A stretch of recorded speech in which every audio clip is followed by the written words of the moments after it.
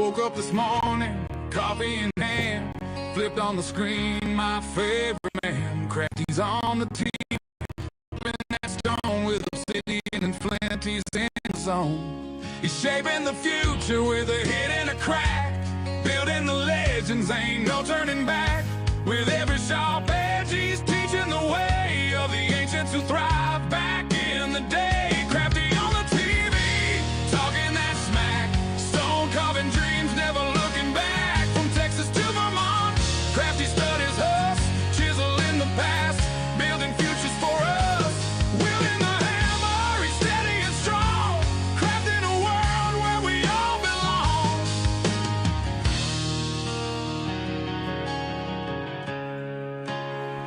Underneath those layers of dust and grit finds the magic every little bit.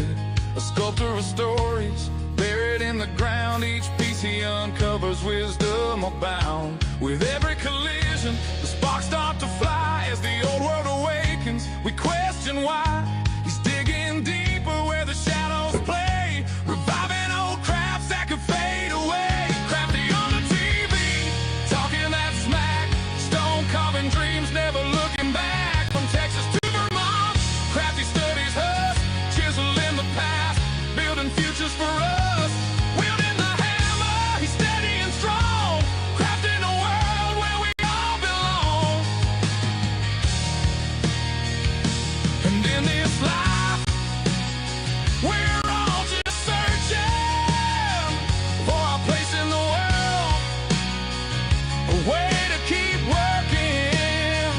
With the flick of his wrist, he brings forth the light. In every gray morning, he makes it feel right. So gather around, let the stories unfold. Crafty's our guide through the young and the old.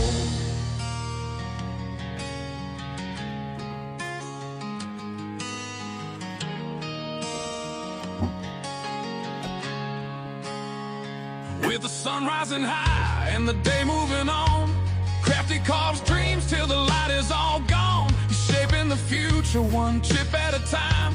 With every creation, he's keeping the rhyme. From the heartland of Texas to the mountains of green, the legacy lives on through the stonework unseen. With every perspective, he's showing the way.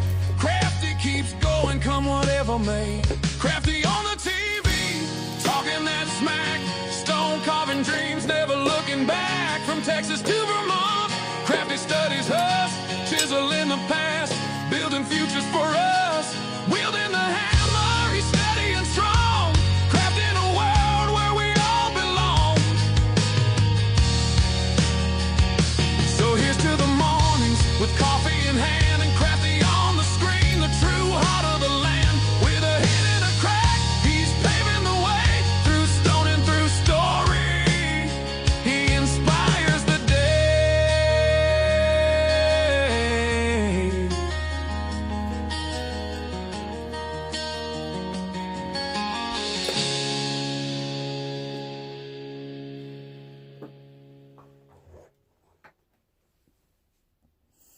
Hello, hello. Has the music stopped yet? I think so. Okay. I don't see the little music indicator doing this. So, tonight is Friday, as far as I remember. Let me just double check. Yeah, I need to double check. Yeah, it's Friday, so that means we're going to do bird points. Friday night is now bird point night. Yep. But that's not what you think. If you're brand new to the chat or to the live stream, you might think bird points are what they call these little arrowheads. That is true, but they weren't for birds. That's just a nickname. All right. Bird points look totally different. The actual bird points. Points for shooting birds looks totally different than the little arrowheads. I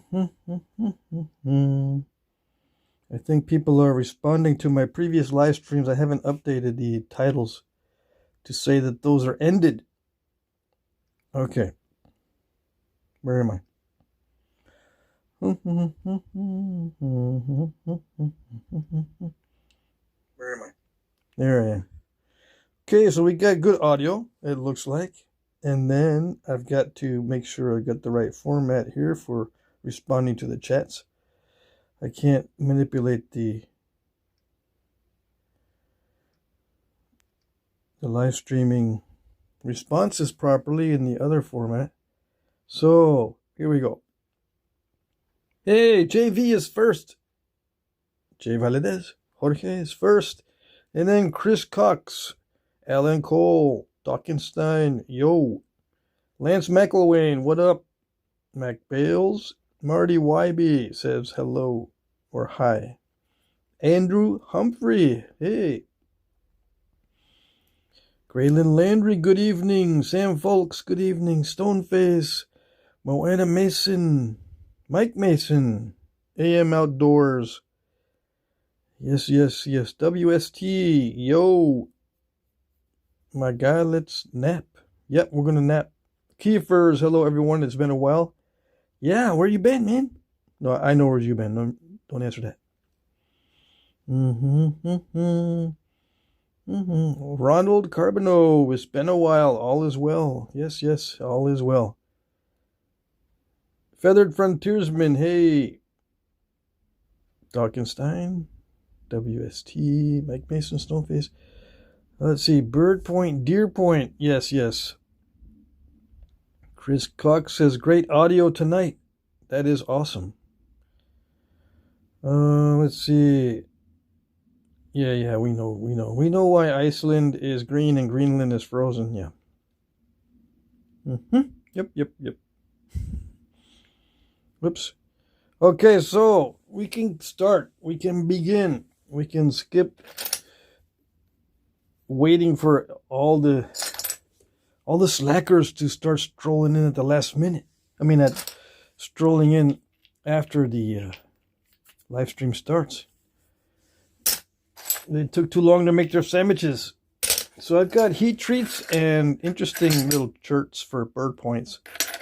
For true arrowheads, I've got some high-grade stuff here. From my stash of high-grade flakes. Now some of these are already flat. I'm not sure if I'm going to nap those. I'll probably give those away. But the other ones that are kind of thick, I actually like working the thicker ones. Oh, yes. I can work the flat ones. I just fail half the time on these. This is Medina County heat treat, 400 degrees. It's rare that I write it down like that. I must have had a good day. I want to see if there's something with colors or weirdness to it. That one's got some weirdness. So that's a good candidate. This one's got some... Well, this is heat treaty. It's very glossy and waxy. So let's start with these two and see what that looks like. Yes.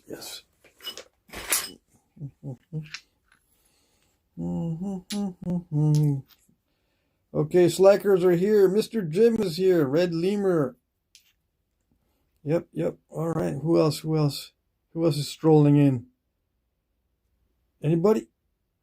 Your laughter is here. Hey, new comments. Let's see. Mike Mason grabbed a bunch of reeds that were taller than he is. Uh-oh, you gotta watch those reeds. Some of them are, they have walls that are paper thin. You don't want those. You don't want the thin-walled reeds. Make your life miserable. You need thick-walled reeds. And I just found a stash of my Phragmites reeds from western Texas, where the elevation is up over 2,000 feet. I've never encountered any good reeds that were growing below the elevation of 2,000 feet. You got to be high elevation reeds, or they're no good, in my experience. Yeah, and the reeds they got around here are for thatching. Up in New England, all the reeds up here are thatching reeds. Invasive species from Europe. Yep. Especially when I travel through Pennsylvania, upstate New York, and into Pennsylvania, there's a lot of thatching reeds up there. When I drive through there, it's tempting to try to go out there and get some, but I know they're going to be terrible for arrows. So I say, nah, it's okay. I know where there's some good reeds in Texas. I'll just wait. Oh yes, get the real stuff. And they're, you know, they exist throughout the Southwest and into California. Those thick-walled reeds. There is a reed like that that's native to North America. Those are the ones I like. Those are the ones that the Indians made arrows out of. Not these thin-walled, weak stuff. Let's see. Hoping to see the green monster tonight? Oh, yes. He's going to start inspecting the arrowhead progress. Let's see. Chris Lithic is here. He says, hey Pat in chat. I'm working tonight, so I'll be just lurking. Okay. Working and lurking is a good combination. Let's see. Mike says, I'm sure I'll be doing some trimming. Yep, we'll be trimming them reeds. Where would those good reeds in Texas be? Oh, yeah, you got to go past Midland. Or, into, you know, let's see. No, not past Midland. Past San Angelo. They start appearing after San Angelo when you start going up in elevation. So it'd be like I think I start seeing them in Sterling City. And then you can definitely start seeing them in Garden City. But then once you hit Midland at that high altitude, there are, you know, various places. I saw a good batch in Snyder, Texas.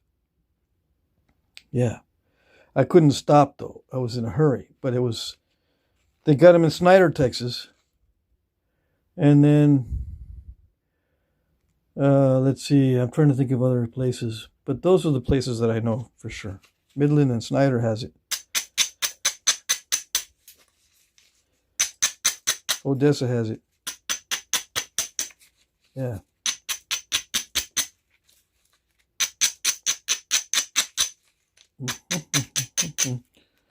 Andrews, Texas has it. Yep. I used to work in Andrews, and they had some good patches of reeds up in there too. On the road, on the roads between Midland and Andrews, also the highways or whatever, if you want to call them highways.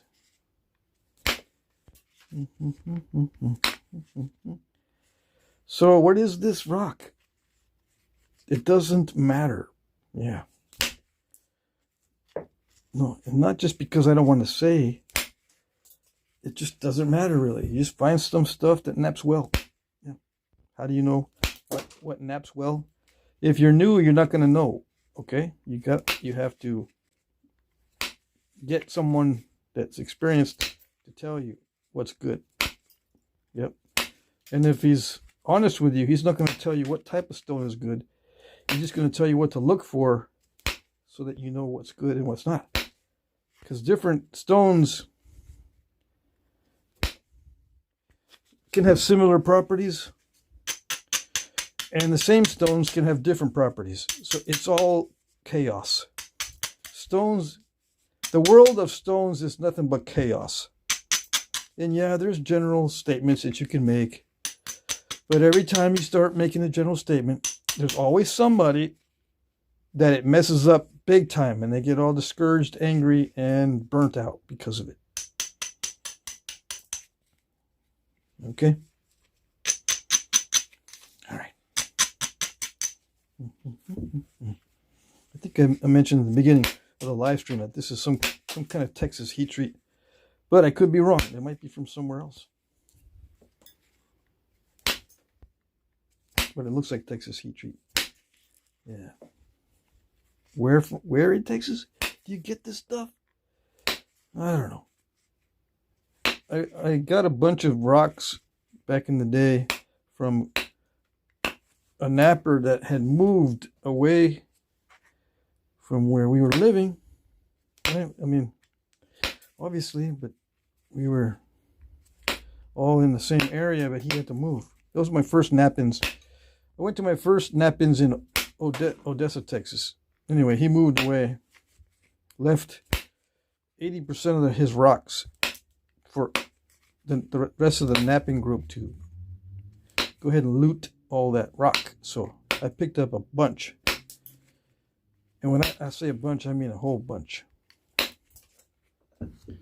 And a lot of this stuff that I have has some of that bunch mixed in.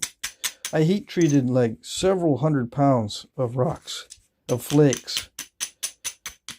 And I still have a lot of that heat treat left. Yeah, it'll take me the rest of my lifetime to knap them all. And they're all about that size that I showed. This size variation here, I got like 3 or 4 buckets full of this stuff. But that's for me. Yeah. Don't be drooling over it. And they're like this big when I finally trim them down. Yeah. It's going to have some interesting little colors in it. Maybe. Is it translucent? We shall see. I think it is in some parts. Some pieces and parts, some parts and pieces. Okay, so I'm just going to take the glove off. I'm using new gloves because the other ones have a weird, I don't know if it's got a thorn in it or something, keeps jabbing me between the fingers right here. It was bugging me, so I went, I gotta get a new pair of gloves. Gotta find them. I have a stash of gloves in my storage unit, so I went and found them today. And now I'm happy. Yeah. So the easy part's over, right? So now I'm gonna go into the thinning. I just trimmed it up and got a little biface. Yeah. I wish I could just make hundreds of these little bifaces, but I don't have the patience for it. I start making these, and after about 5 or 6, I go, dang, making 100 of these, holy moly. That's what I would want to be doing, but dang, it gets tedious. But yeah, I gotta learn to put up with the tedious. Yeah, because that would be ideal. If I can just biface all my little pieces. Yeah. I could just bring all my bifaces with me on my trips instead of bringing whole rocks. Yeah. Be much more efficient. I'm going to the Heart of Texas Knapping in Brady. October, I think 9th through 11th, right? But you can get there early. You got campsites. Oh, yes. I think some guys arrive on Monday or Tuesday prior to the Knapping. Yes, they do, because they're hardcore. All right, let's see if I can figure out what's preventing the focus. I think maybe if I have see, I'm down here like this, right? So I guess that's a problem. Yeah, if I center the workpiece, but then I've got the camera right up next to me when I do that. It makes it very difficult for me to see what I'm doing when the workpiece is up here. This is much easier. I have to look around or look, over the camera or on the side of the camera. Yeah, how about that? Let's see, what do we got going on here? River cane, yeah, river cane's not reed. River cane, it's a different species of plant. I think there is a river cane is a bamboo, a type of bamboo native to North America. Reed, there is a native reed in North America as well, but they're two different plants. Now, there's cane or bamboo that has been brought in that's invasive. There's many different species of bamboo and related species that are invasive now in the United States. But there's 1 or 2 native species of bamboo or cane, river cane. In Tennessee and those areas, I've gathered it in Tennessee, but it's in all over the place in the middle of the country and in Florida and stuff. The river cane.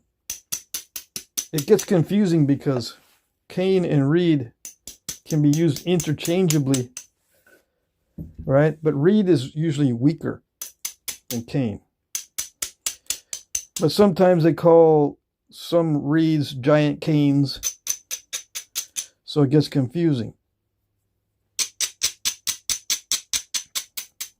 You have to be very aware of the names, the proper names. Get yourself a plant ID app for your phone so you can plant ID the stuff you find, and it'll tell you, most of the time it'll tell you that's an invasive species of bamboo or something like that. And you'll go, what? Someone told me this was supercalifragically tremendous and it's a native species that Native Americans used. Turns out this is some kind of weird Asian bamboo. Yep, that's what it is. Why did they bring it in? Because it's awesome. Some of these invasive plants started out as being awesome, but then they got invasive. They got a little bit too big for their britches. Yeah, and now they're competing for living space. Oh yeah. Oh dang, I scooped it out with a braider. Dang. Let's see. What I think is native bamboo is not as tall as what I think is non-native. Yeah, probably. Doesn't reed have a pith in it? Nope. I should go grab the reed, but it'll take me a few minutes. The good Phragmites reed, it does not have a pith. No, it does not. Thatching reed, that does not have a pith either. I've got some of that. It might have a little bit of, it's got like, it looks like dried little wispy, I don't know, cottony type of little things inside the nodes, but it doesn't fill the whole node. It's not like you spray foam insulation that it just fills the whole node and it's all nicely packed and tight. No, there's little wispy things inside the nodes and that's it. Kind of like a spider's nest. Yeah. Chris Cox says he's lagging behind. The reed I have is a bit of pith in the smaller segments, not the larger portions. A bit of pith? You mean like little spiderweb nests? Or like spray foam insulation? Because I've never seen, in a true reed, I've never seen any pith. Just that little wispy stuff. Tonkin bamboo is probably the best bamboo for arrows, other than arrow bamboo from Japan. And I've tried both. And you can get Tonkin bamboo or Tonkin cane. See, it gets confusing. You can get that at the hardware store as those tomato stakes, or not the hardware store, maybe a hardware store, but you can get tomato stakes made of Tonkin cane, and they make excellent arrows if they're not messed up. But most of the time they're messed up. If they're tomato stakes, you can pretty much guarantee that you can only use maybe 1 out of 4 of those pieces. 1 out of 3 if you're lucky. Yeah, because they cut the nodes all stupidly. Or they cut the little stems off the nodes. Bamboo has stems that come off the nodes instead of leaves that come off the nodes. On reeds, the nodes, let's see. Pretend that's a reed, right? And you've got little nodes around it. And leaves come off the reeds. And you could just brush the leaves off. But bamboo has stems that come off. And so does river cane. Stems. So you can tell the difference between reed and bamboo because of the stems or no stems. And yeah, some reeds have stems and some bamboos have leaves. Okay? We won't get into the exceptions. But the point is, the stems will mess you up if they're pronounced, or if they mess up I don't know, the shaft of the bamboo. And when you buy them from the store as Tonkin cane, those stems are cut off stupidly. So it bites into the main shaft of the bamboo. And you can't use that for arrows. It pisses me off. Yeah, ticks me off. So, yeah, Tonkin cane is some of the best stuff for arrows.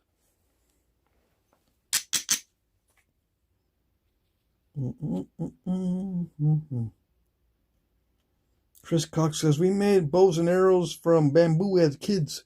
Oh, yes. Explore Florida says, we got some bamboo out here that is doesn't get too big around, and it's everywhere. Yeah, that's probably good stuff for arrows. Just dry it out and try it out. Dry it out and try it out. Yes, yes. How long does it take to dry? I don't know. Depends on your humidity. If you dry it inside the house, it dries twice as fast as outside the house. Does that make sense? What's twice as fast? Well, let's say it takes 4 months. I think it would take about 4 months to dry out some bamboo. All conditions good, warm weather. Very dry inside, about 4 months. Whereas if you leave it outside or in a humid place, it could take up to a year to get that stuff dried out. Anyways. Yeah, but I heard you could put it in the oven. Put it in the oven and it dries it out, right? Well, there's a little secret to that. You got to poke little holes to let the gases escape if you put it in the oven, because you could have some exploding stuff going on. Oh, yeah. How do I know? I don't know. Anyways, yeah, if you put it in the oven when it's too green, you get some explosive results. Yeah, it's exciting.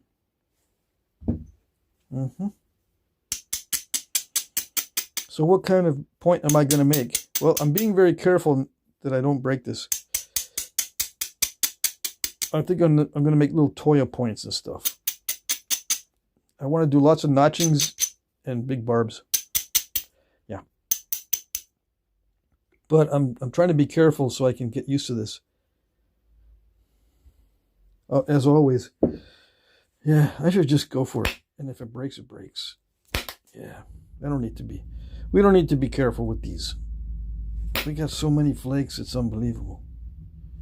Wait a second, I would believe it. Just show it. Do it. Just show and do. Yeah. Too bad. You wish. I'm not going to show it.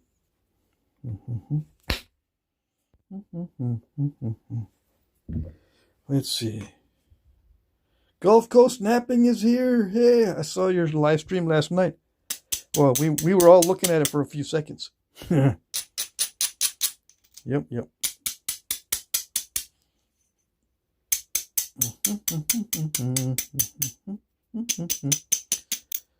So yeah, I'm working on little bitty points.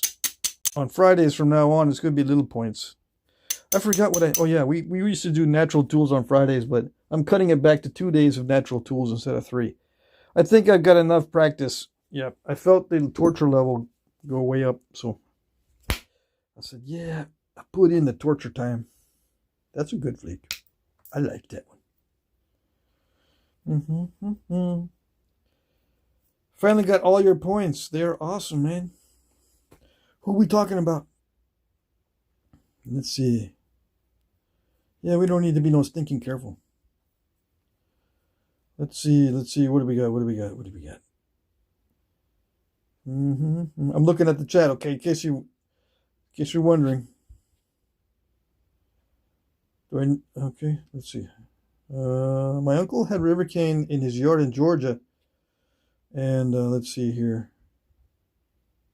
I lost my place. And he used to mail me huge bushels of it. Wilderness Quest Outdoors.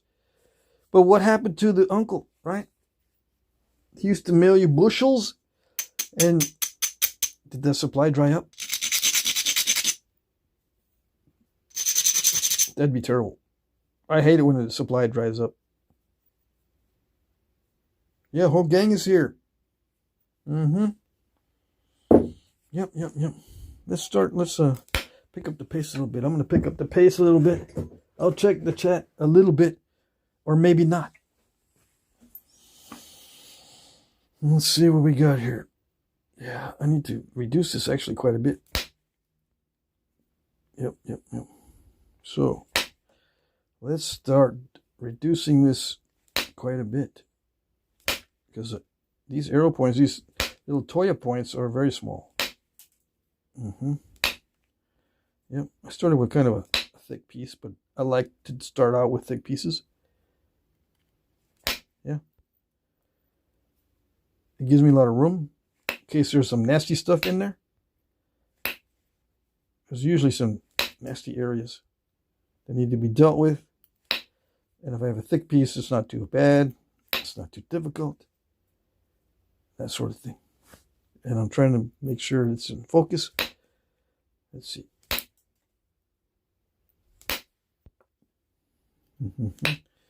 And got to figure out something to talk about while I'm doing this. I don't want to zone out the whole time because this can cause me to zone out. So I got to figure out what to talk about. Yeah, as long as I don't get a bunch of step fractures in this material, I'll be doing good. So what is a Toya point? I should open the book to that page. Yeah. Let's see. My uncle passed, from Agent Orange cancer last year. Oh, dang. Yeah, that's terrible. Absolutely terrible. Agent Orange. They thought they were being smart. Yeah, they smarted themselves into being stupid. Agent Orange is one of those things where you smart yourself into being stupid.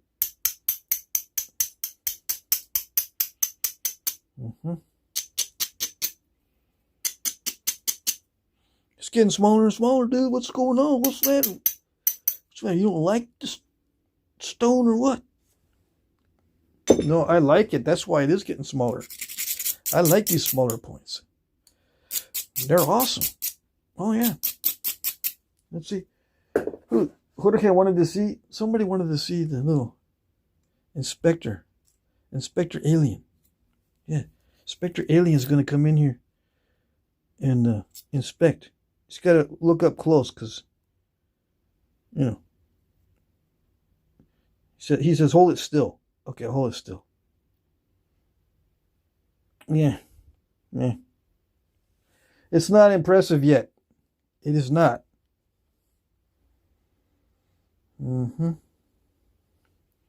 All right, so let's look in the book so we can see. Maybe we can pick something that's impressive to make. Yeah? Let's see. Toya. These are Toyas. See? Toya. Not Toyota. Toya. Yeah, I got a tinfoil hat, little alien. Yeah. Because he's got to defend himself from all the radioactivities and stuff from the Earth. Yeah, these are good. Yeah. Yeah. He does like those.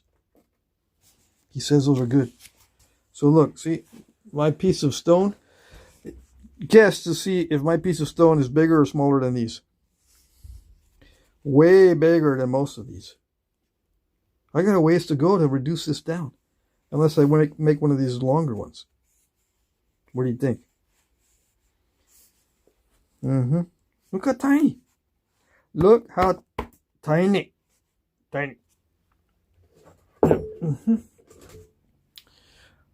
You thought that this was small.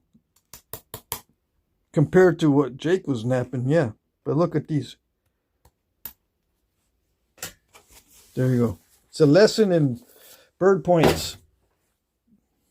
All right? Or are we on the same page now? So don't be thinking that, man, this guy's reducing it down to something so tiny you can't even see it. Oh, yeah, we can see it.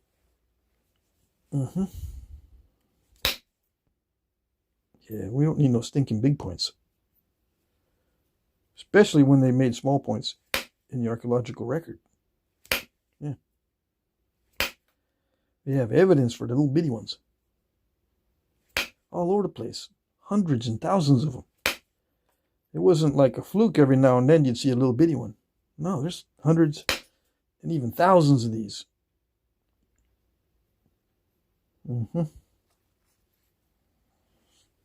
Yeah. Oh, Marvin the Martian, though. Marvin the Martian had a Greek helmet. My Martian has a tinfoil hat. Yeah, he's got to protect themselves from all them cell phone towers. Yeah, you know, cell phone towers mess up with your brain. Mess your brain all up, especially alien brains. Yep.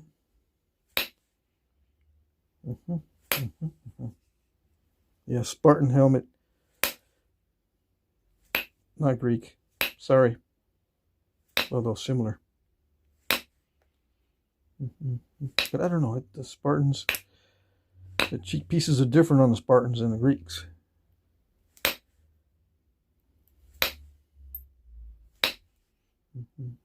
Right, so I don't know. I have to look at Martian, the Melvin cartoon again.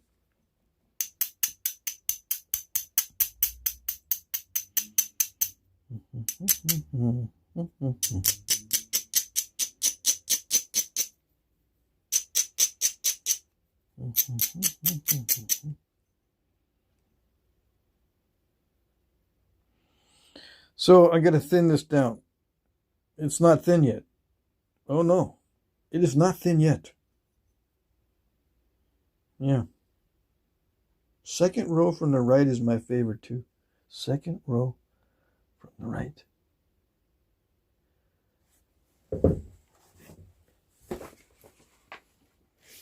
Yeah. I got a lot of, see, the bottom is wide on a lot of these. So I think I've got proper width. No, I'm still too wide. All right. Let's just do some pressure on this. Now that we got an idea what we're going to do. Where is it? There it is. Yeah, get the pad in here. Okay. Oh, yeah. This is a heat treat, right? Did I mention that this rock is a heat treat? It makes pressure flaking this so easily done. So much more easily done than if it was not a heat treat. And I got to sharpen this pressure flaker, but for now, this will do. Yeah. Just, we're not getting anything done that's fancy yet. Okay, I'm just straightening out the edge so we can thin it even more.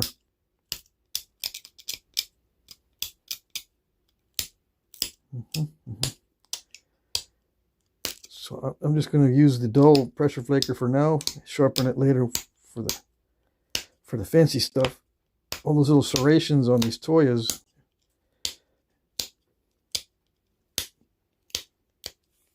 they're fancy. I'm going to reduce the width also. So I'm taking, you know, fairly large flakes, comparatively speaking, compared to the overall size of this thing.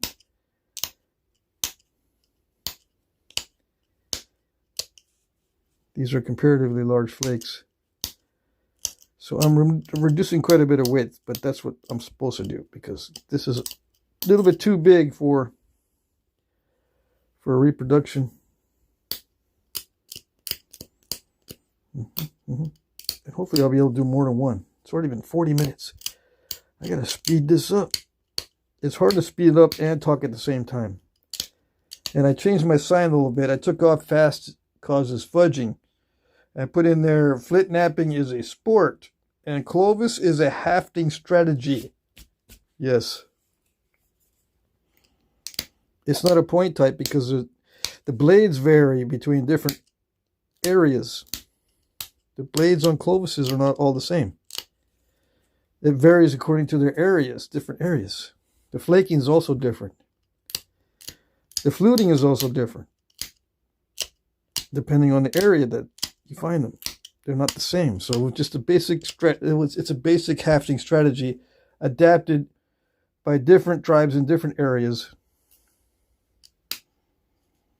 and but they retain their various identities.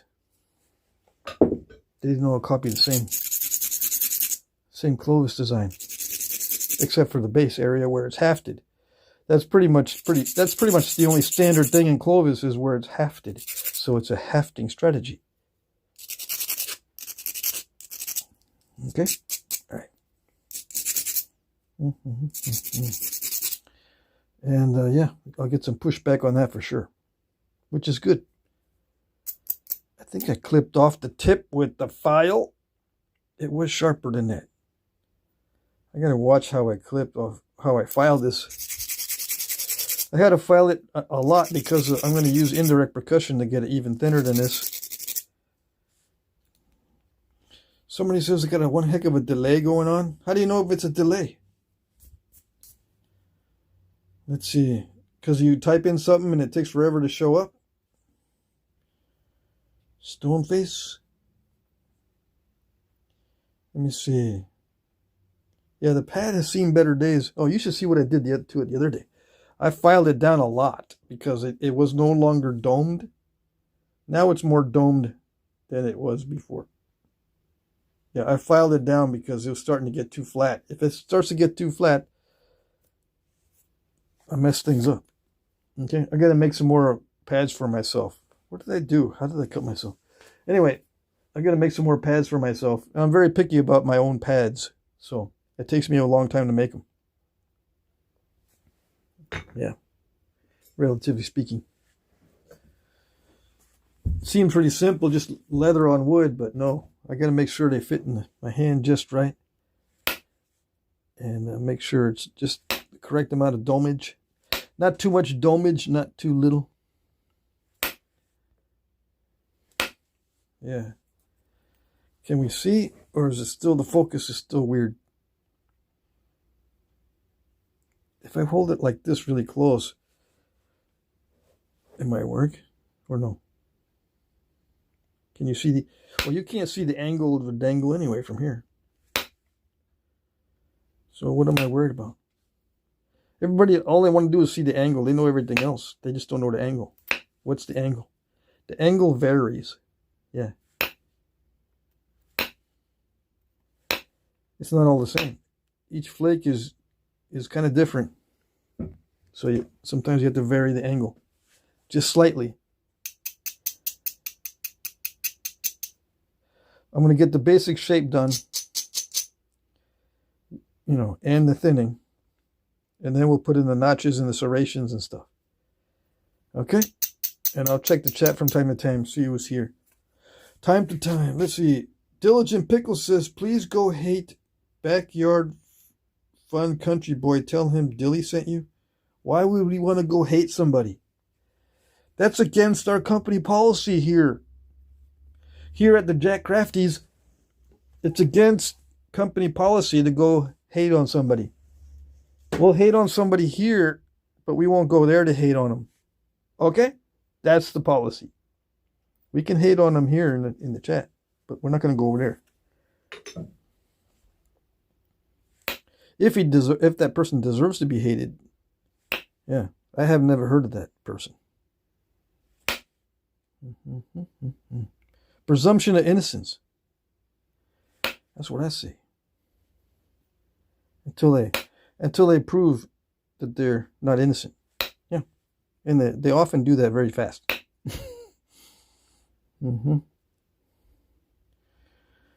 I like it when people self-incriminate in the comment section, because you know, you asked us to go hate somebody. You just self-incriminated. You let everybody here know that you're a proponent of hate because you're trying to spread it. Yeah. So you just incriminated yourself. What do we got? Something going on. This is messing with the focus big time. Yeah.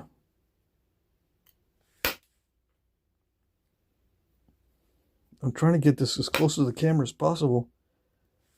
And I'm seeing zoom in, zoom out, zoom in, zoom out. Yep. I'm going to get another live streaming software or app. I might have to end up subscribing to something. I hate doing that. Yes. I don't like all these subscriptions. Anyways. Oh, dang. I can't be aggressive with this? I tried to be aggressive with it and didn't do it. That's not good. Usually if I'm aggressive, I'll get a big flake to go across. But it didn't do it. And everything looks good. Fresh metal on the tooltip. This must be a little boogery area. Yeah, it's a little boogery area right there. That's not good because that's right in the middle of where I want to do some notching. Yeah. Gonna make me thin down everything from the base. That's really risky.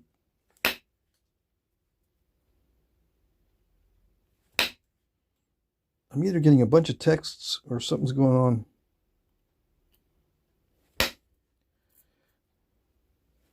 With the view of the knapping. See, I keep seeing it going zip, zip, zip. So maybe something wrong with my phone. Anyways, don't worry about that. I'm just kind of looking around and stuff. I'm just getting distracted by something weird going on with my phone. Anyways, almost there yet. We're almost there. I'm almost satisfied with how thin it is. I'm going to pressurize it too to make it even thinner. I'll be using some pressure flakes here very soon after I sharpen that pressure flaker. See, there it goes again. I get this zip, zip, zip. Anyways. Is that good? I think that's good for preliminaries. Yeah. It's the same angles and all that stuff as a bigger point. It's just difference in scale. It's just smaller. But everything's the same as far as angles and stuff. And the amount of grinding compared to the size of the edge. It can't be too much grinding, can't be too little, and you find out what's what by experimenting with it. There's no formula. You know, I didn't take the ruler out and say, okay, according to the width of this, the grinding is proportional to the blah, blah, blah. No. Just got to feel it out. What seems to be working. You adjust on the fly. That's the way I do it. Some people hate doing it that way. They need something formulaic. I tell people, you need to run. Don't walk. Run over to the fog side. It's similar to the dark side. It's called the fog side. F-O-G. Run. Do not walk. If you get tired of this stuff that I'm doing. I do opportunistic knapping. I often leave in mistakes. I don't go for sequential flaking intentionally. All my sequential flaking is incidental, not intentional. I should put that on here too. It's a very important lesson to know the difference between incidental and intentional. Okay, so hold on a second. Incidental, all right, does not equal intentional.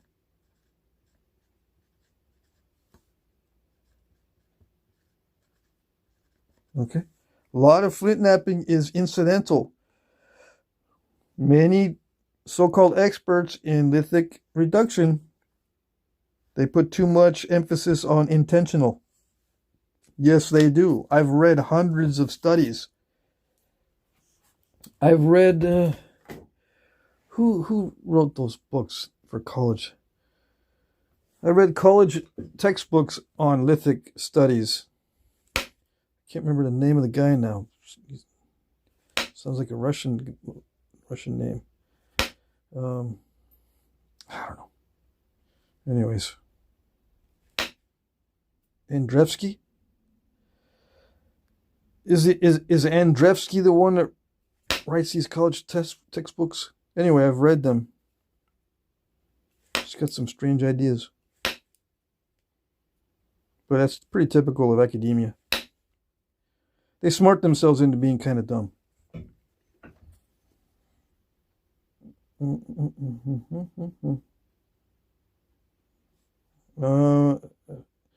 Farron Galloway says, I love watching you do this. It's incredible to see the end result. I'm very glad that you like watching this. Yeah. It makes me feel like I'm not wasting my time. Yeah. Makes me feel a lot better.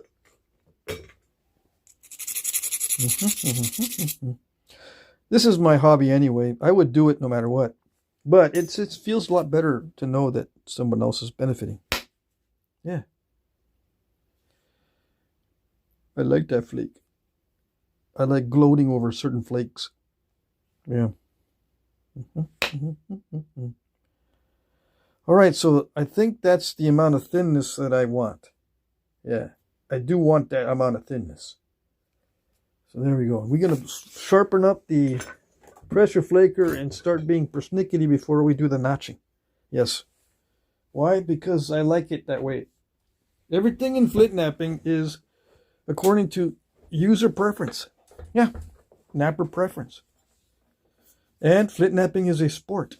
So you get to... it's an individual sport. It's not really a team sport.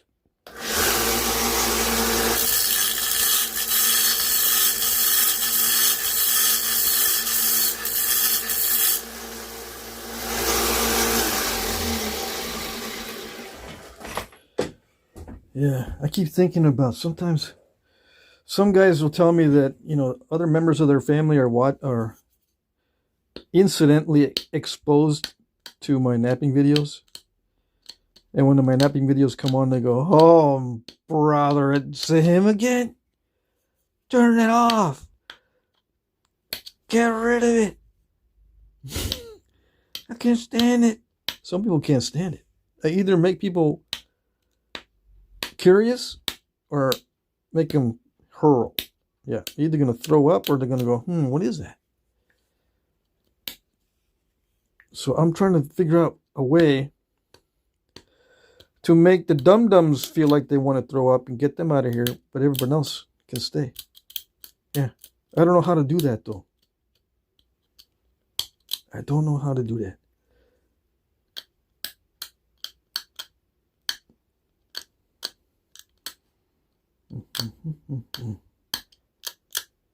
I try to entertain myself. I do find most of my videos cringy, but I think that's pretty common when watching yourself on video or listening to yourself after you've already done a video. You start listening to yourself and you go, dang, that's me. Or, I gotta fix that. That's not right. Why did I do that? Who am I? Who was that? I'm normally not like that. Nope. Something weird comes over me. Turn the camera on, I become a different person. Yeah. One of my shop teachers, when I was in 7th grade, we had a newspaper person, a real journalist. Back then, there used to be real journalists. Came into our class, our shop class. It was actually a drafting class. And, of course, that was my favorite class that year. Anyway, the journalist interviewed some of the students. But I was not one of them to be interviewed, right? Because I was always quiet and didn't talk at all. So my teacher said, no, don't interview him. This one over here has got the loudest mouth. Let's interview this guy. Anyway, they set him up in front and they said, okay, what do you think about blah, blah, blah, blah, blah? And he's like, oh, I was okay. Oh, what about this and that? Oh, it's pretty good. And, you know, yeah, it's good. He didn't talk at all. It was like yes or no answers, or it was good, but maybe it wasn't so good. Just 1 or 2 word answers. He wasn't talking at all. But during class, he was a chatterbox. So we were all like, okay, this is not going well. Let's see. The teacher said, let's go with a different strategy. Let's go with the guys that have good grades. So they pointed to me and the couple other guys. Okay, here we go. You first, Patrick. All right. Well, because it was like, Mikey hates to talk. He won't do it. Let's get Mikey. So I was Mikey for that day. I got on the chair and they put the light on me, give me the microphone, and they started asking me questions. And there I go. I'm start answering them, long answers, and start talking about different things and what I learned and how am I going to use this skill in life and all kinds of stuff. And it's like my teacher's looking at me like, what happened to you? You are now a different person? I've never seen this side of you. I said, cut, time out. And they talked to me. I didn't know that you knew this, and what's going on? I said, I like this class. I learned a lot. So after that experience, I know that once I turn the camera on, it does something weird. Yeah. I don't know what it is. Do you like that story? No? Turn it off. I can't stand it. That's Jack Crappy. Why you watch Jack Crappy? Yeah. That's a good question. I don't know why anyone would watch it.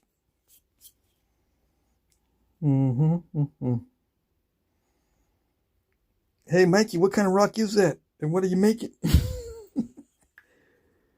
Yeah. Let's get Mikey to answer the question. He hates answering questions. I'm not going to answer the question. You answer the question. No, I'm not going to answer the question. You answer the question. Hey, wait. Let's get Mikey. He hates answering all questions. So, yeah. I wish we had a Mikey that we can get to answer all the questions that hates to answer the questions. And then all of a sudden, hey, Mikey, he's answering questions.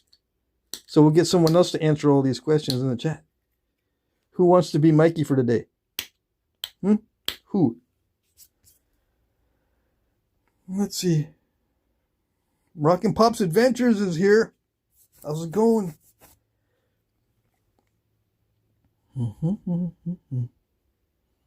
Stacy's here. Who else is here?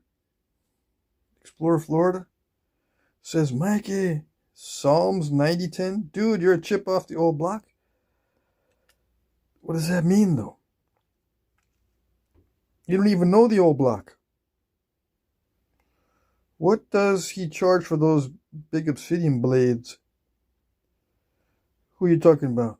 Jack just got the obsidian blade. It's wonderful. Oh, Attorney Bailey just got the obsidian blade. Yeah. Let him know how much you paid for that. Yeah. Mr. Bailey there is Mr. Moneybags. I'm not ashamed to say. Yeah. He won the auction. So you have to win the auction to get anything from the auction, right? We got to, obviously, what am I trying to say? You got to outbid everybody else. Yeah. So, Attorney Bailey outbid everybody else for that blade. Yes, he did. Awesome bids. I don't remember how much it went for, though. I would have said. I can't remember now. Let's see. What else we have? I'm checking the chat. Greg Shelton is here. Some of these guys are new, or you haven't been in the chat for a while. Find someone you trust and make him a mod. Yeah, I've got people that I trust that are in here that are mods. Yeah. Let's see. Bard Mask says, find someone you trust and know and make them a mod. Don't go overboard, though. Mods can weed out the chat for you. Yeah, I know. But I hardly ever need mods. Besides, I like putting people in timeout myself. It's a blood sport? Yeah, this is a blood sport. Flintknapping is definitely a blood sport. Let me see. What else is in the chat? Mike Mason, so when the walls of my reed arrows are too thin, what will happen first? The string splits it or it crumples from impact? What will happen first is it will probably crumple on impact. I've never seen it split because of the string, unless you don't know how to wrap the knock. I mean, I'm assuming you know how to wrap the knock, so I haven't never seen that, but yeah, it'll break easily once it hits. And you know, you're gonna, unless you use a foreshaft, right? But you know, you gotta make sure you wrap it a lot. It's just a little bit extra work to reinforce these reeds that are weak. And I don't trust them. They're very lightweight too, so you got to make sure you got a good weight forward, I guess. I don't know. I try not to use reeds, so last time I used reed was many years ago, actually. The thin-walled reed, the stuff that's not thick-walled, I used it some years ago. I'm trying to remember what happened.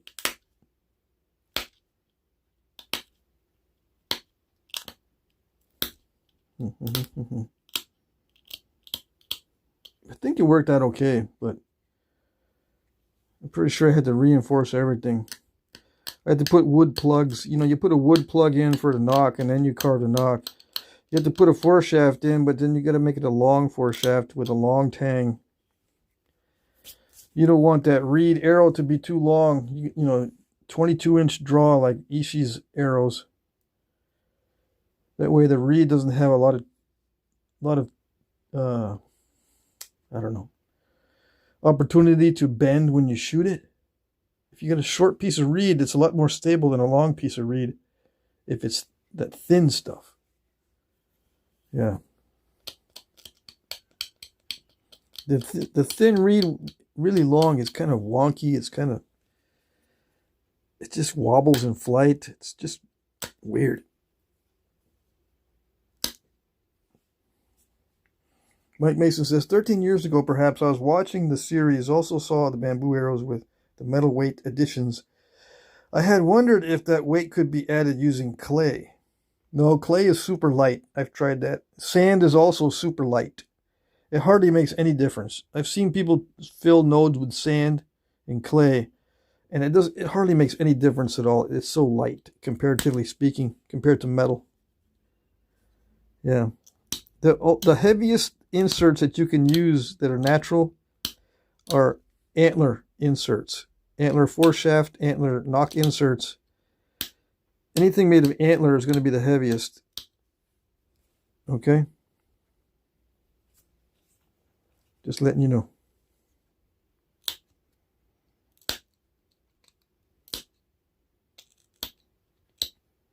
Horn can be dense enough to be heavy. Depends on the horn, though.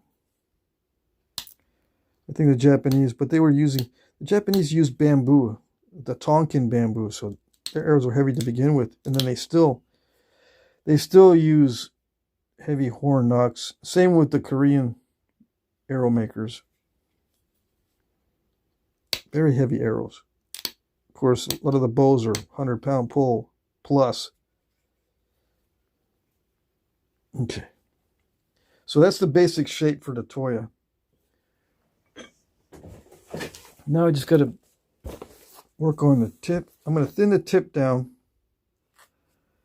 Put in notches. It's got little bitty serrations, kind of, right now. But they've got to be finer. They've got to be like this. Right? I've got a little bit. Come on. I've got it kind of going on there. But I haven't intentionally put in. These are incidental serrations, not intentional.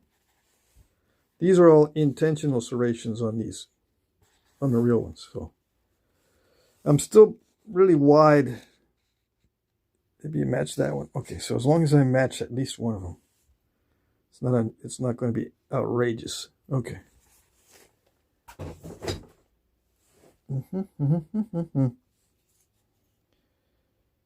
Let's see. Yeah, the illustrations in the book are to scale. They're actual size. Yeah. In this book, all of these points are actual size. Drawings are actual size, which comes in handy. Yeah. See, early stemmed lanceolate. These are all actual size. The clovises in here are actual size. Let's just look to see how many gigantic clovises are in here. Okay, just out of curiosity. No, don't show them. Don't show them because they'll blow a gasket. Dude, bro, come on. All right, these are the clovises in the book. Now, I made it like Hell Gap yesterday or day before. This is bigger than all these clovises. What about that clovis? Oh, dang. Yeah. Look at them flutes. They're so beautiful and pretty, and they're super long, huh? And they're not intruded on the sides, right? Or are they? And it's super thin, right? Or maybe not. Interesting, huh? But these all got long flutes. Wait a second. They don't all have long flutes? The real ones don't all have long flutes? You're kidding me. That's a clovis? Yeah. Just don't, if you blow a gasket, go to the other room. Yeah. Unless your family's already used to you blowing a gasket by watching Jack Crafty. Okay? Here's the one I made yesterday, just for comparison. All these clovises are shorter than this Hell Gap. Now, I'm not saying this is the proper size, but some people are going to look at this and go, yeah, Jack Crafty made it like a small Hell Gap yesterday. Kind of small, you know. Clovises are going to be bigger than this. Well, let's see. Are they bigger than this? No, they're not. There you go. Okay. Where'd you get that book? Well, let's see. You can just take a screenshot and ask Google where to get the book. Stolen Artifacts of Texas Indians. Just don't pay a lot of money for this. I think the last time I got this was at Amazon. I think Amazon has it. Yeah. But you can get them at Barnes & Noble or some other booksellers, I suppose. Yeah. But don't pay a lot of money for these Flintknapping books because there's scams going on. Oh, yes. I don't know why they pick on the Flintknapping community for these scams, but those books sometimes go for a lot of money when they shouldn't be. Okay? Don't pay more than $40. I haven't seen any Flintknapping books that go more than $40. But, you know, times are changing. The inflation is pretty bad, so it may be 40 something, but I wouldn't spend more than that. I should check right now, see what the latest prices are, just so I don't lead you astray. Okay, so I'm done messing with that. Now I gotta sharpen this a little bit more, and then I've got to make sure my notching tool is nice and thin, which it is kind of thin. It needs to be nicer and thinner. Yeah. All right. Let me just double check the chat, and we'll make sure all the non-serious people watching the stream are gone, and then we'll get back into it. Yeah. The doom scrollers are going to leave as soon as I start doing this. The doom scrollers check out.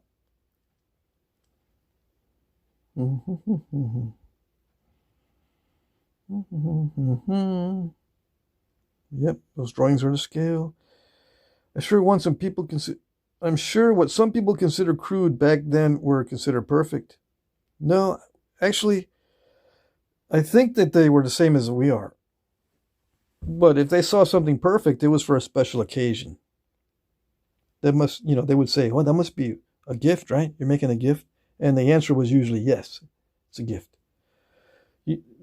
And how do we know this? Well, I've been studying Ishi the Indian, and that's what he did.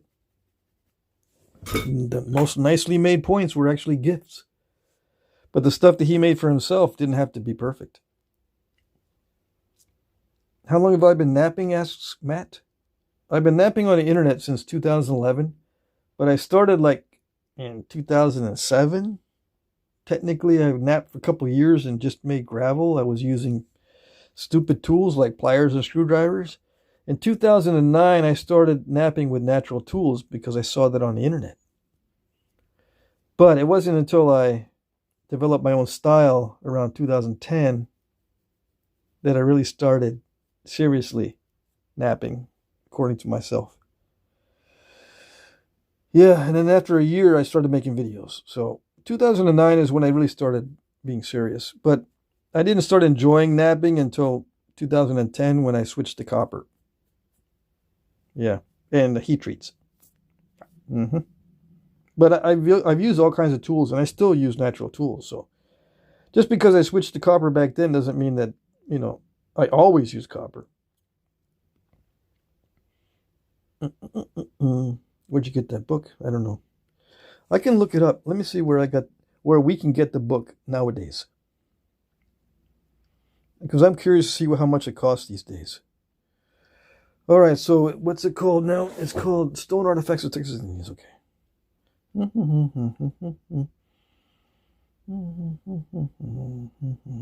Hold on a second. I'm looking something up. Yeah. All right, so here we go. Stone Artifacts of Texas Indians. Half-price books. Yeah, buy it used. That's the best way to do it. Okay. Brand new. Well, that's close to $40. Yeah, don't spend a lot of money.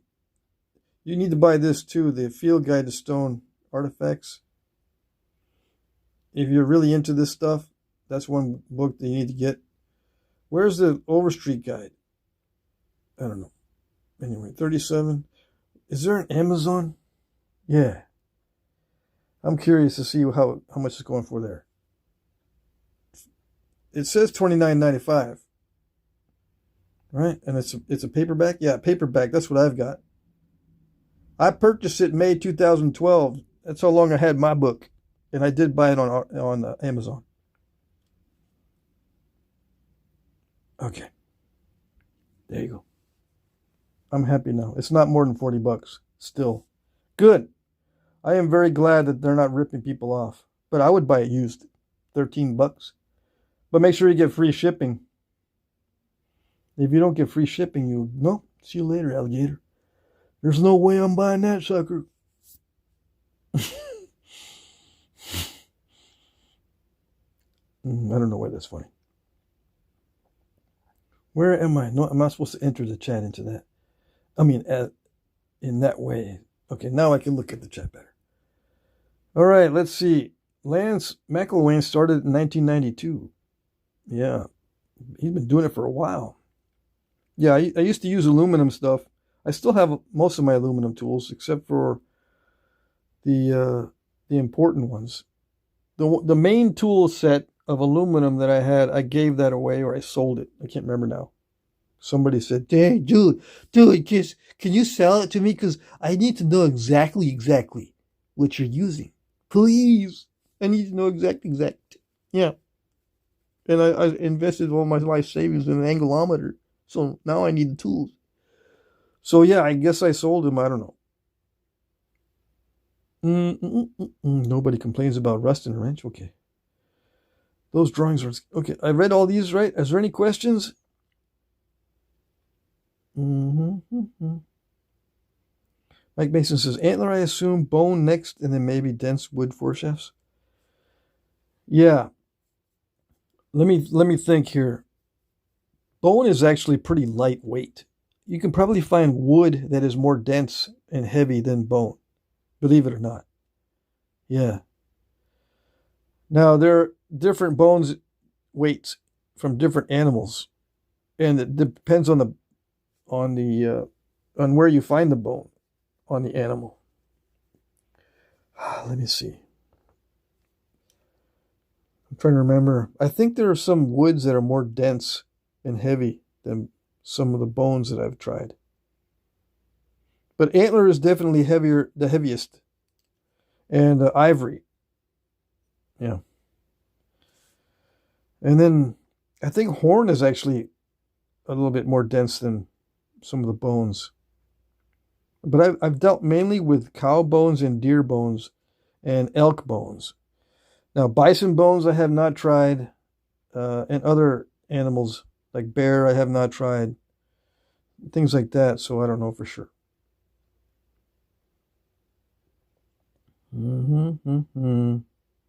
Anything else? Let me go to the end of the chat. I'd be thinking black locust or bodark wood. No. Especially black locust is not that heavy. You need to get some ipe or lignum vitae. Some of those tropical hardwoods that are very, very dense. You need to get desert ironwood if you can. Those are the dense ones.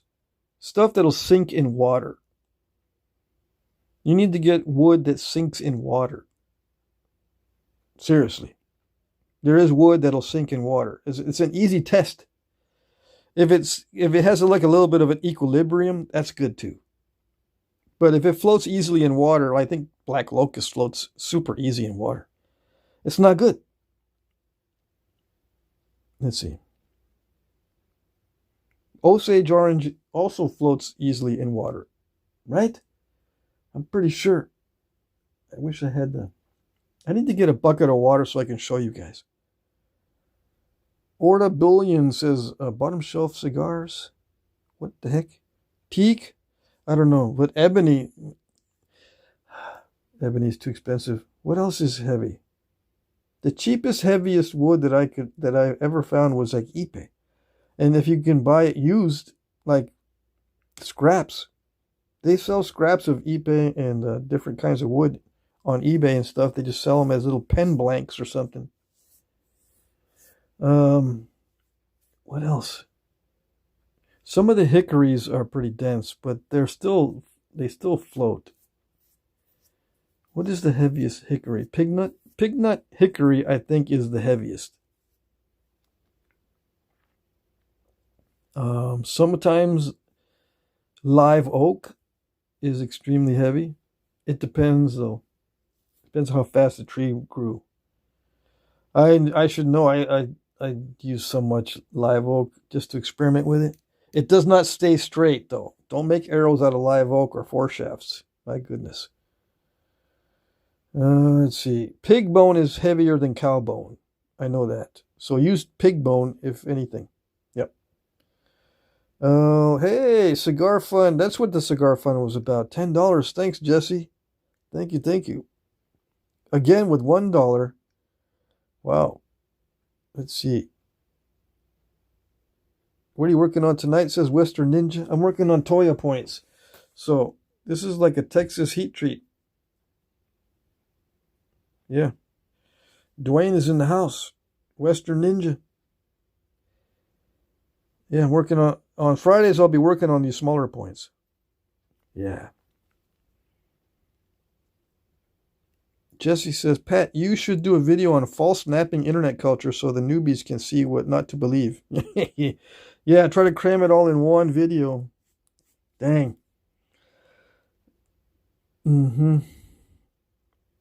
I still haven't notched this. I still need to notch and put serrations in this and sharpen the tip. It's not done yet. Oh no, and I'm going to stay until it gets done. I tend to spend a lot of time with the chat, which I like doing. I bet dogwood floats. Yeah, most dogwoods are not dense enough to sink in water. I'm trying to think. We have viburnum here. That's not dense enough either. The most dense wood that I have experienced so far is like cherry wood and hard maple. The sugar maple here is pretty dense, but it's nothing compared to ipe or lignum vitae, those tropical hardwoods from South and Central America. Fat wood? Yeah, I suppose. Mike Mason says he can source pig nut. Yeah, if you can get pig nut hickory, I think that's the heaviest, most dense hickory. Let me see if I can find. There's a chart that shows the density of wood. It's on the internet. Let's see.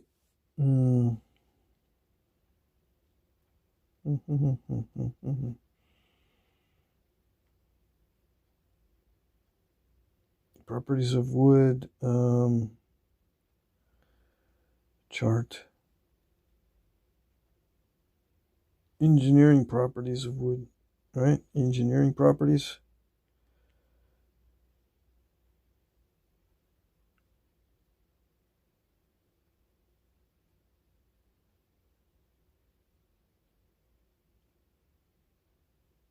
Is that it? Here it is. Okay. It's this right here. Structural wood lumber engineering properties table. Okay. It gives you the specific gravity and other engineering type of information. Okay. Now, this one is something else. I need to find the specific gravity tables. Let me see if I can find the specific gravities. That's what you need to know. The higher the specific gravity, the better. I don't think this is the one, though. Where is it? Structural. That looks like the right site. Engineer's Edge, but no. It's not giving me what I want. How about that one? Workshop Companion. That's not the one. Okay, the government one. USDA. Yeah, it's the USDA. Okay. I'll show you. Right there. Screenshot that. USDA mechanical properties of wood. Okay? I got to make sure I screenshot this too. Okay? And I'm going to click on this. And then it goes through a little spiel, introductory spiel, but then it gives you good information here, okay? Specific gravity. Let's get Pointer to do some work. He's just sitting there. Oh, it's too fat. Specific gravity. Can you see it? It's the second row. I can't see. Let's go back to the arrowhead. Oh, man. I dropped it. All right. This right there. Can we see it? No. Specific gravity. The higher the number, the better. So it's got to be 1.0 or better. But it can be 0.99 and stuff. All right. But you can see most of these are like 0.5, 0.3, 0.4, 0.6. Where is there anything that's 1.0 or better? I can see like oak. Live oak is 0.8. So that almost sinks. If it's 1, it's equilibrium with water. If it's more than 1, it sinks. So you can look at different things here. I think teak is in here, right? No? Maybe this is domestic. Where is the non-domestics? There's a tropical ones too. No, don't do that.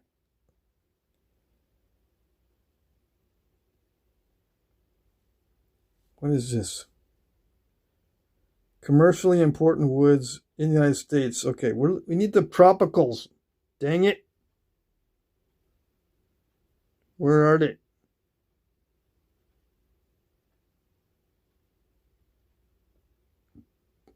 Tamarack.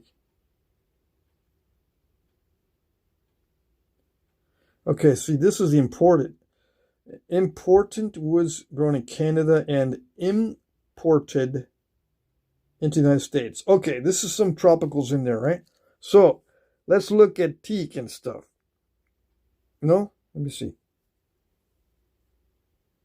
I can't find it.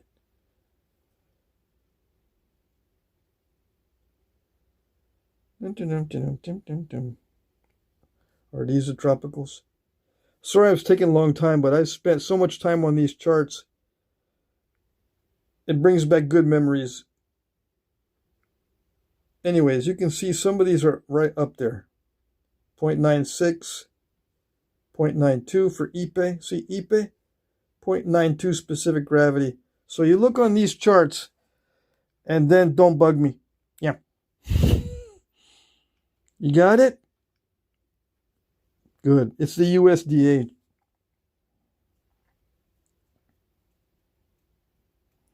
Yeah, look up wood used in aircraft. I've been building vintage airplanes for years. Lots of good long-grain wood types for different structural applications.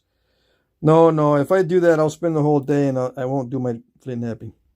Yep, you're a bad influence. Yeah. Sorry.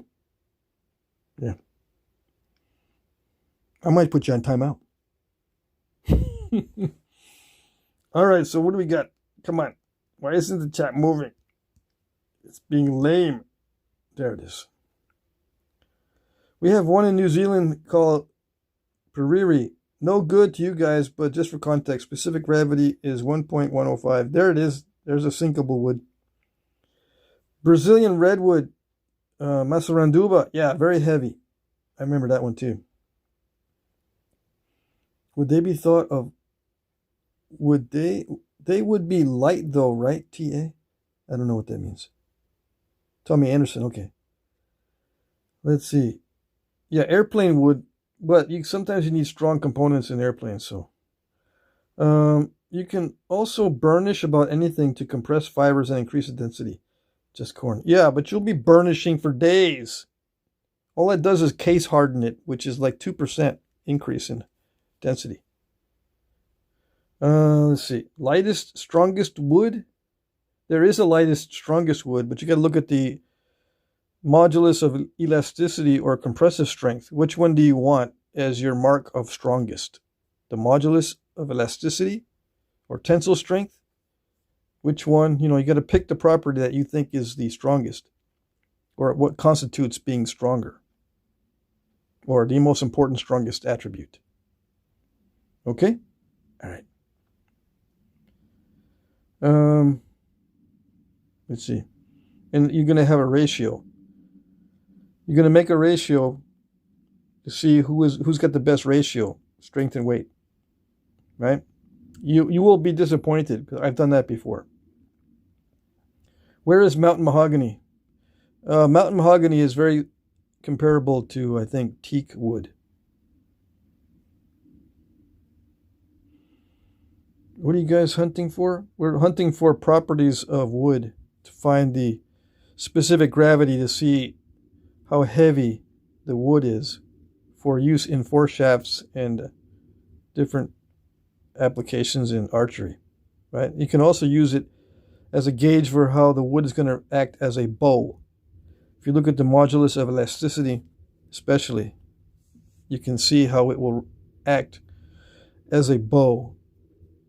Okay, now the chart is not a guarantee, because just like stones, wood is different between species. You can find different ranges of density. It also depends on how fast it grew. Depends on soil conditions and elevation. All kinds of stuff. All right. Yeah, water specific gravity is 1. That's the measure. That's the baseline. Yucca stalks make good spears. Yeah, if you just want to stab watermelons or tomatoes. I've tried yucca stalks. They don't make good spears. Unless you want to stab watermelons, tomatoes, let's say maybe some water-filled balloons. Yeah, then it's great for spears. But if you want to defend yourself against a bear or a wild peccary or some other aggressive land animal, do not use no yucca stalks. Trust me. If you're really hunting, you'll use what's locally available. Well, why did they travel so many far distances back in the day, dude? Bro. You don't always use what's locally available. They used to travel sometimes hundreds of miles to get something non-local for hunting. So yeah, think about that. I'm not even kidding. Let's see. Everyone has a different way than that, but we all get there at the finish line. Yes. All right, what else? Yeah, it's a rabbit hole for sure. Rocket Pop's Adventures, yeah. Tell me, I've always been told locally in most cases. But, you know, if they stayed local in most cases, why is there so many exotic materials found in, you know, lots of different areas? You'll find stone that was not, you know, local in a lot of assemblages. Okay?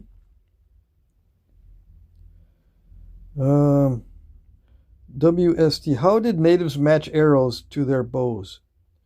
Not knowing draw and all that. They spine them by shooting. That's an excellent question. Okay, do you understand what spining by shooting is? It's what we used to do as kids. Well, I don't know if you did archery as a kid. We didn't know anything about spine when we were children. But we shot bows and arrows, right? How did we do this? We just make a batch of arrows. This is what Native Americans did too. You make a batch of arrows at different diameters. And then you shoot all of them and see which ones fly pretty good. And you'll find one of your favorites. The one that hits the target, out of the ones that fly good, you narrow it down to like 2 or 3. Whichever one hits the target better, that's your arrow that you're going to duplicate. So you make them all like that one. Okay? Like the fat ones, you shave them down to be like your favorite. The ones that are skinnier than your favorite, you toss them out. You use them for firewood. Okay? And then you go out looking for more that are your favorite size. The ones that shoot good. That's spining by shooting. That's how it was done in most cases. In some cases, they would get so good you can actually flex. You can spine by flexing, and they know just by flexing it what the spine weight was, and they could make a bunch of arrows that way. But the best way to do it is a spine by shooting. Okay, and you have to do that for every bow that you make. So certain arrows, we went with certain bows. Yeah, if you have like 2 or 3 bows, because you're going to have backups and stuff, your arrows don't match every bow. You've got this batch of arrows for this bow, this batch of arrows for that bow, and this batch of arrows for that bow. Okay? That's how they used to do it. Just spine by shooting. Very good question. I'm glad somebody asked that one. But no one's going to remember what I answered. Let's see. What do you think about these backward arrows where they kept the fat end up top? Well, it depends. So you can use the fat end forward. Okay? That's probably preferable in many cases because it's easier to put the foreshaft in. You drill the fat end of the arrow. Okay? But many Native Americans believe that the best way to make an arrow is with the narrow part up front. It grows. It grows thick at the bottom and then thin at the top, and the top is where the point of the arrow is. Most tribes, I think, did it that way, but they oversized their arrows diameter when they gathered them and then shaved them down. Okay, so what happened is the original shoot that they gathered was thinnest here, but they shaved it down to be fattest up here. And then what they do is you have a big old wide knock when you do that. And you can have a carved knock that's very wide for the pinch grip. Okay? But, you know what I'm saying? The thinnest part of the natural shoot is up here, but they oversized it so they could shave it down and have a big bulbous knock. And it looks like they were shooting fat end first, but when you look at the knock of the arrow, it's wide. Now this particular one is a reproduction of one of Ishii's arrows, and he did use the fat end, or the opposite way of the shoot. So this was, it actually grew up this way on this particular type of arrow. But if in most cases, they would carve the arrow so that they would have a bulbous knock for a pinch grip. Now, Ishii used a thumb pinch combination, a thumb draw with a pinch combination. Okay, so he made his arrows differently. It gets complicated, and this is another rabbit hole if you study Native American arrows. Okay, so it's not always the same, but most tribes would do it like I said, where the top of the natural shoot was the point of the arrow, but they would carve it down. All right, let me see. Anything else? Anything else? And like when you use reed, like Phragmites reed, you use a fat end forward and you put a knock insert into the bottom. If it's really narrow at the bottom, you put a knock insert to make a wider knock on the reeds. Okay? Unless, you know, the reeds are thicker to begin with. Then you don't need to add a knock insert if it's wide enough. Okay. Let's finish this. All right, so we need to do the Toya notching. Yeah. Let's see. This is thin enough. I think this is thin enough. I don't know. Did I explain that well? I have a feeling I did not explain that very well as far as the arrows go.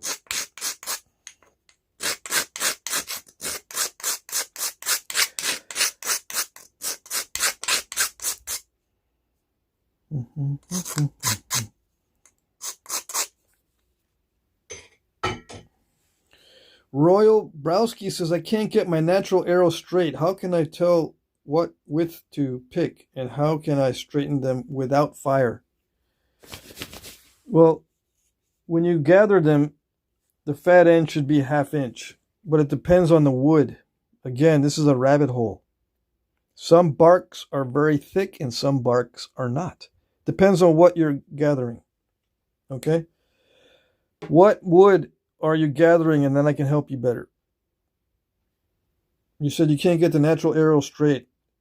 You need to tell me what you're using. And so we don't have to go down a rabbit hole where I have to try to guess what you're using. Because, I mean, there's hundreds of different arrow woods. You can straighten without heat. I'm going to tell you how to straighten without heat, but I need to know what wood you're using. It's called cold straightening, and you can do it without heat. You don't need a heat gun, you don't need a fire, you don't need anything. There's such a thing called cold straightening, but I need to know the type of wood.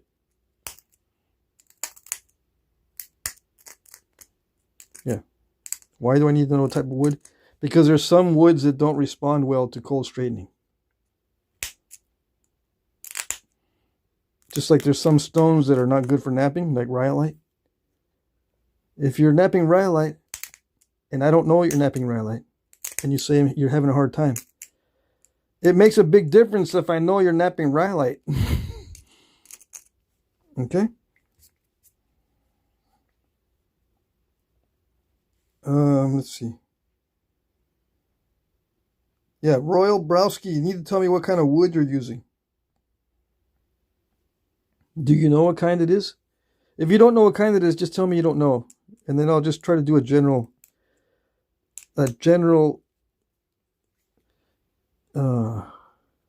analysis or description of how I straighten without heat and keep them straight. Okay. I actually don't know what kind. It's many bushes out front have red core inside that's pithy and smells like figs inside or soap. Yeah. I'm trying to think here.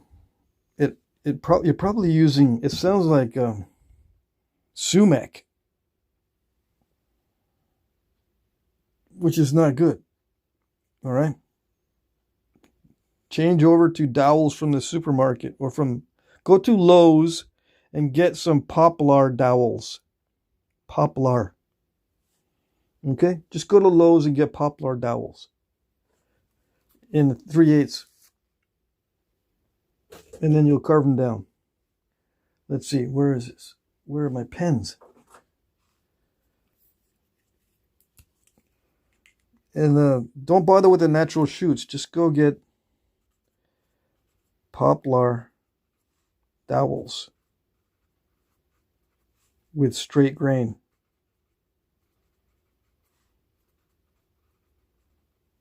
Okay? That's what I recommend. Don't bother getting those because you're going to have a hard time. And learn to identify some wood types. Tell me what state you're in.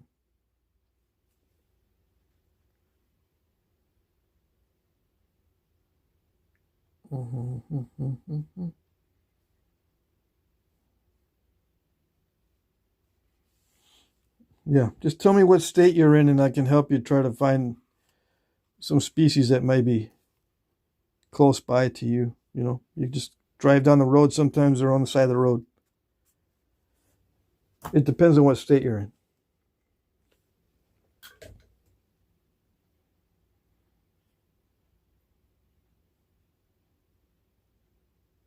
Yeah, okay, you can go get dowels. Yeah, I think the dowels, the ones that are good for arrows are going to be 3/8 or 5/16.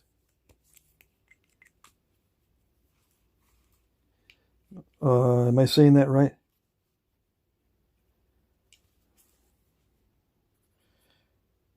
Yes. Dowels in 3/8. I'm not sure if they sell it in 5/16. It depends on the poundage of your bow. All right. I think 3/8 are good for up to like 70 pounds. 5/16, I'm not sure. I think that's like 45 pounds. Okay.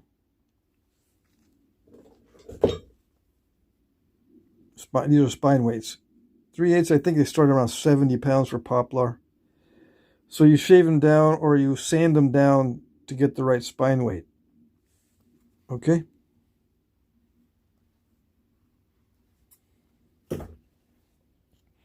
Anyways. Yeah, there's different kinds of sumac too. This can get kind of complicated as far as that goes. You said Pennsylvania?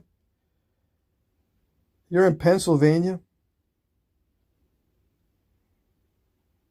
Okay. Pennsylvania's got lots of arrow woods. Dang. And then there's ornamental woods as well.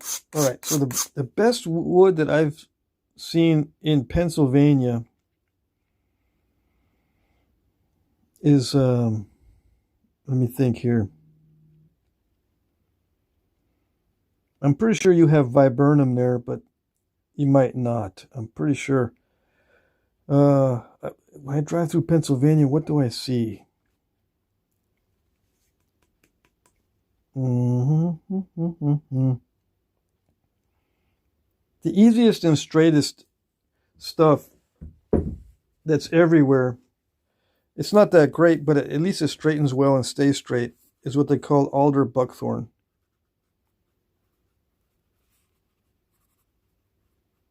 Buckthorn. And right now they'll have blackberries on them. They're just starting to come out. All right, alder buckthorn is going to be very common. It's an invasive species. Okay? You can make arrows out of it. It's very lightweight, but you can make arrows out of it. Otherwise, you'll have to look for dogwoods. And you can get, there's red osier there, there's silky dogwoods, there's rough leaf dogwoods, there's gray dogwoods. There's a bunch of dogwoods in Pennsylvania. You just have to get good at identifying them. And they're going to be in wet areas.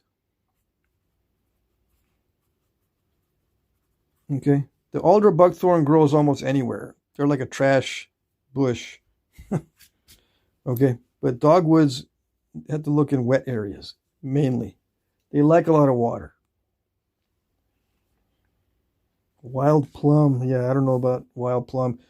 I've tried, I mean, people have recommended cherry and plum and all kinds of weird, not weird, but different fruit type of trees and stuff. I don't go for those. They're very disappointing. Yeah. The best ones are the dogwoods, and learn how to identify dogwoods. Yeah, that's my advice. Okay? All right. Or alder buckthorn. It's an invasive species. But you can use crepe myrtle. I'm not sure how common crepe myrtle is in Pennsylvania, but it's in people's lawns. One of the great things about crepe myrtle is that it can be found in people's lawns, and they trim it every year. You can get lots of straight shoots, and it's a tough wood. Yeah.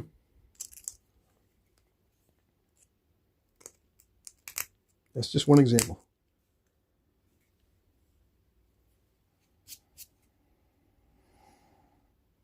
Let's see, you don't need to fire harden bows. That's just an advanced technique. Fire hardening a bow is an advanced technique that new guys don't need to know about. In fact, I think it leads to a lot of misery. Don't fire harden your bow. It's not necessary.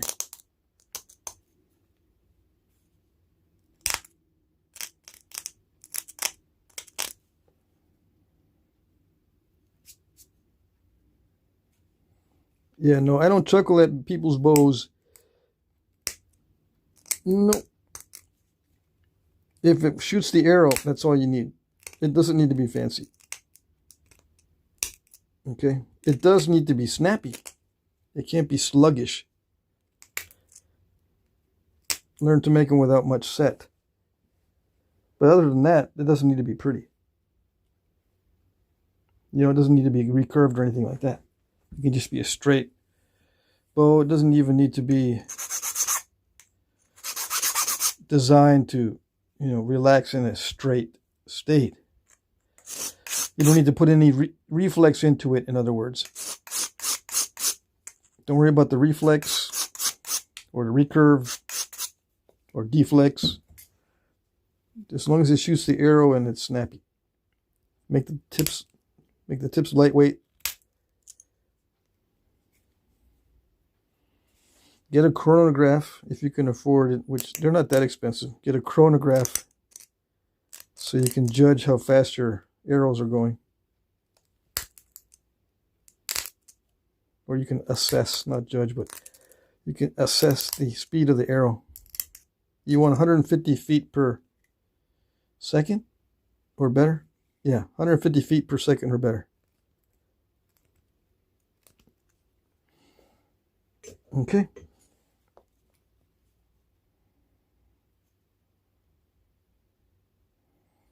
Did you see, because outdoors they make a fire hardened hickory in 8 hours that shoots 180 feet per second? Watch it. It's incredible. The fire bows I built were very powerful. Yeah, it's just an advanced technique. Yeah. And 180 feet per second is almost impossible to achieve, so I don't know. I think they might have fudged it.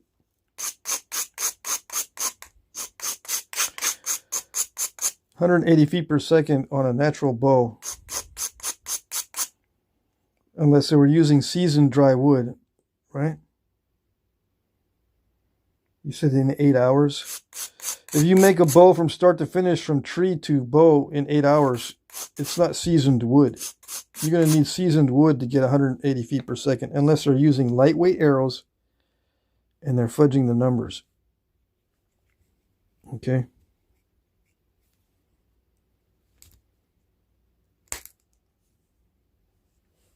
People have been known to give false information on videos.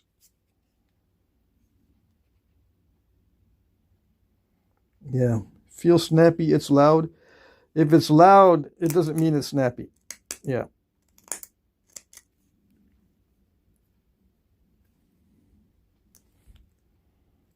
How do you know if it's snappy? You're gonna need a chronograph. You can't tell otherwise. I mean, it sounds like you don't have years and years of experience, so you can't tell just by shooting at a target. You'll have to get a chronograph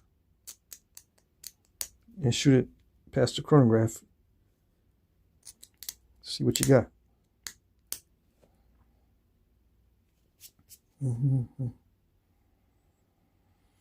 Let's see, bowstring isn't even sinuous. 550 paracord. It almost feels like it'll snap in half like the first one I made.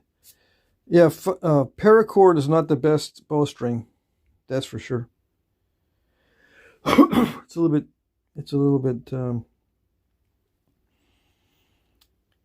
bit weird. It can be done with a survival bow, yes, but you need to get some B50 or some fast flight string specifically for bows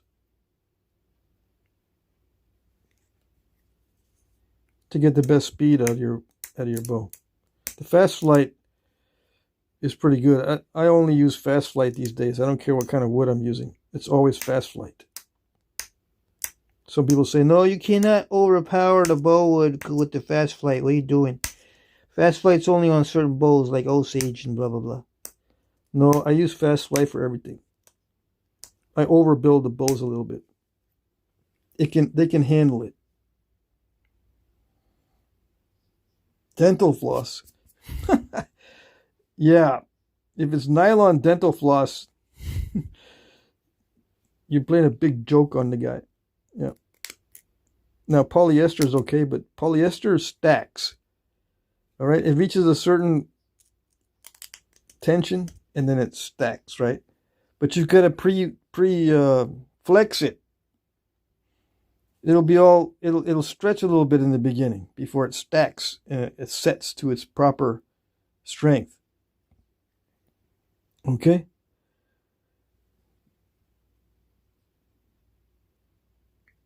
Dang. Royal Browski, you're brand new. I can tell you're brand new to bow stuff. Yeah. You need to watch a lot more YouTube videos on shooting bows, because you need, bracer for your wrist. That kind of thing. So it won't slap your wrist. I mean, you can use paracord, but you need to get yourself some real stuff. Now, some of the fishing line, like the spider wire, I guess they call it, can be used for bowstring, to make bowstrings out of. Just got to use a lot of strands of this. I think it's called spider wire. It's been a while since I've looked at that. Let's see.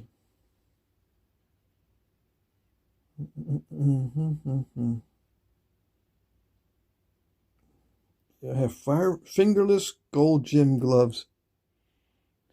Golly. Don't use the fingerless. Doesn't do you any good. A true bow glove covers your fingertips. It's the opposite of the fingerless. My goodness. Okay. Got it?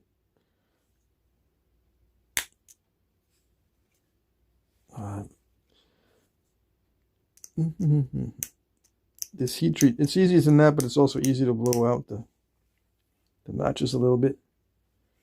I'm trying to expand the notches and it's not working that great.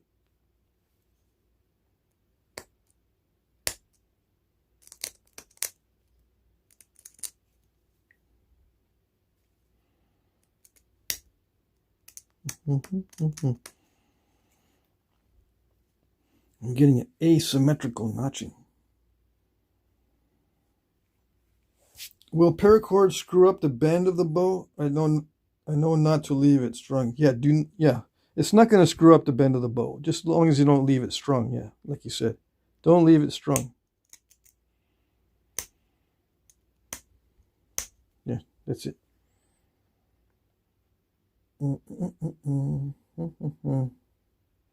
But yeah, paracord also has this. It depends on the quality of the paracord. Nowadays, there's different qualities, and sometimes you can get a bad quality paracord if you get real cheap stuff. It used to be that paracord had one standard, I think, but I don't know how it is. I don't know how it is these days. I don't use it for bows.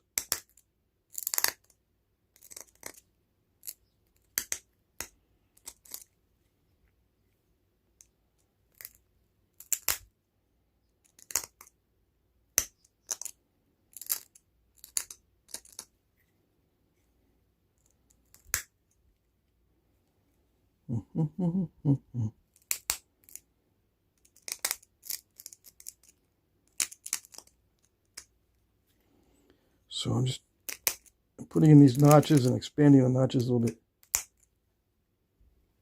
It's easy to do with heat treat, easier than with tough raw stone.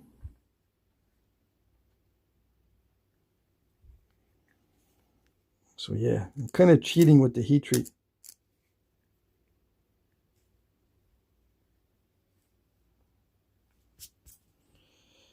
There's red and white sumac. Red sumac is the original Mountain Dew and a known pipewood, yeah. Midwest brand says, I use dogbane for bowstrings. I love this stuff. Yeah, you're lucky. You got some dogbane around there. We do have it here, but I've never had success with it as a bowstring. I don't know what it is. It wears out too fast. In my view, in my experience, the dogbane strings wear out too fast.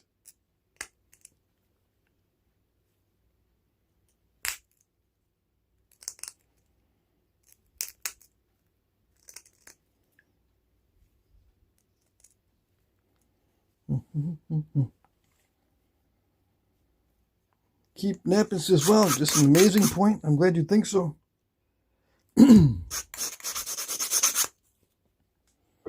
Yeah, it's going to be a little Toya point. I'm trying to get these notches in before my time is up. Got 2 minutes. Yeah, but I'll stay until it's done. Yeah, I can't get this sharp enough. Something going on here.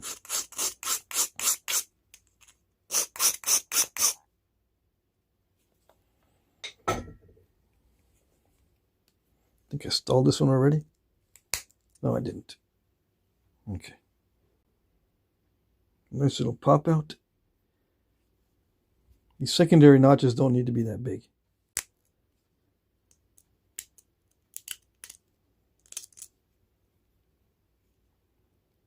I think on the real ones, these are decorations anyway. Just cultural significance, that's it.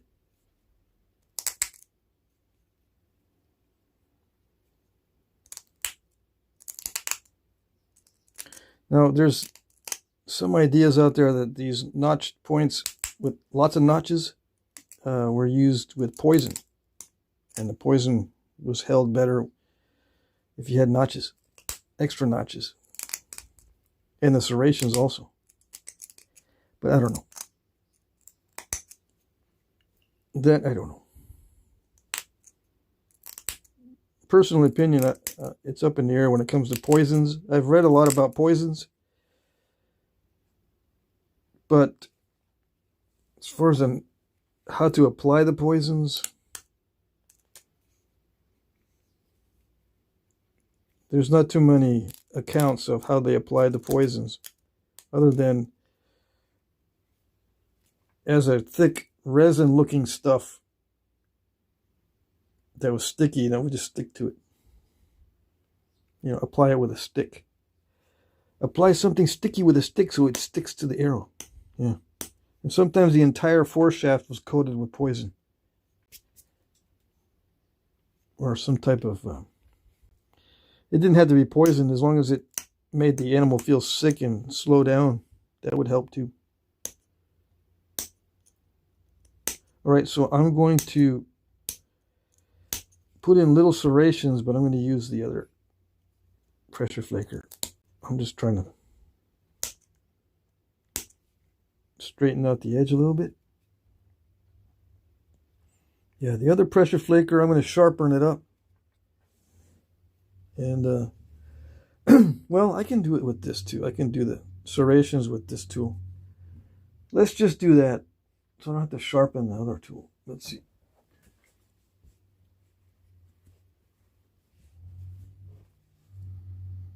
Can we see the progress? The point is going to get pointier. Yeah, you could mix the poison with pitch. Yeah. But heating the poison sometimes neutralizes it. You don't want to heat the poison up. You have to heat the pitch. So I would not use heat with the poison. Just something sticky. There's plenty of saps that are cold that are sticky. Tree sap, plant saps, that sort of thing. Or you can even crush up some little berries or something to make them sticky. But no heat. Heat can neutralize some of the poisons. Jesse Garcia says, howdy. You made it. It's already the end of the live stream. Snake venom, yeah. In North America, most poisons that are recorded in the archaeological record have rattlesnake venom as the main ingredient. Yep. In North America. Now, South America is different. And the tropics are even more different. The further you go into the tropics, the more elaborate the poisons are.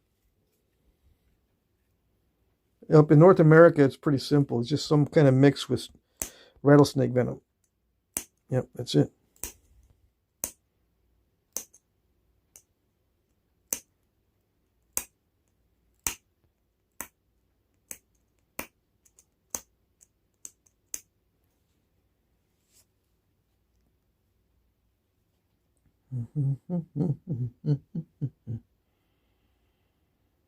How do I know this? I have a book on the use of poisons in North America by Native Americans. I have a book on it.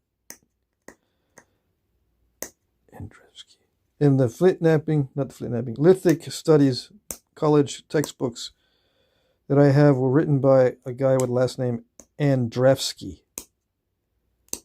Yeah. I was trying to remember that name earlier. Andrzejewski. I need to read that book again just so I can see how wrong he is. Again. I mean, it's not wrong on the basics. Just when he starts to, smart himself into being stupid, that's when the reading starts to go downhill.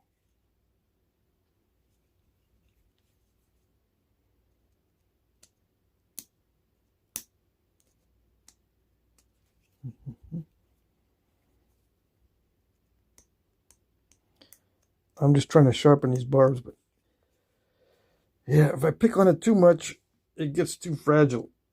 All right, so it's that thin. As long as it fits in the arrow foreshaft. Let me see. I got arrow foreshafts in here. Like I've got one that was for Ishi arrow. Yeah, it'll easily fit into that. I'm making a duplicate of an Ishi arrow. Except I didn't use the correct colors. It's supposed to be blue and red, not black and red. But oh well. But everything else is the correct dimensions. What did I use for the wood on this one? Instead of hazel, I used, I think it's alder buckthorn. Anyways. And I drilled out the the shaft. This fits in there.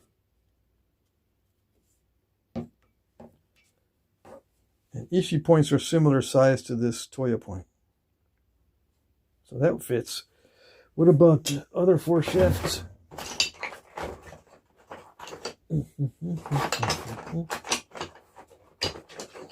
I always think I'm going to be doing more than 1 point, but no. So that's I need a little bit deeper notch. Maybe that's too deep. No, it's okay. Yeah, it might be a little bit too deep. You only need to wrap it on the first set of notches. The second set of notches are for decoration. Pretty much, they're not functional. As far as I know. I still got to put serrations on this thing. That one fits better. Yeah. That's how it should look. With the wood slightly above the neck. Yeah. And you can crisscross and put wrapping horizontally, or you can just do the crisscross. Nightshade berries, perhaps. I think nightshade takes a while to have an effect, but yeah, I guess so. Yeah. There are other poisonous plants. You can even use poisonous mushrooms, but I think it's time dependent. It doesn't stay poisonous forever. You know what I mean? You know what I mean, Jelly Bean?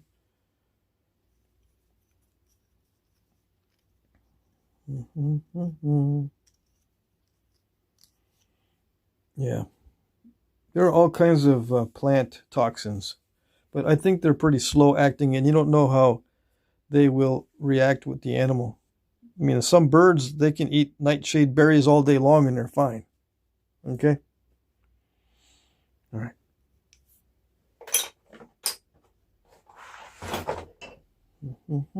So let me finish this.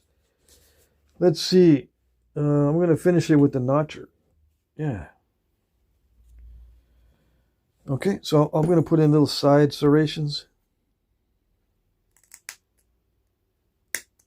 Just pop those in. What did I say? Side serrations? Put serrations in on the edge.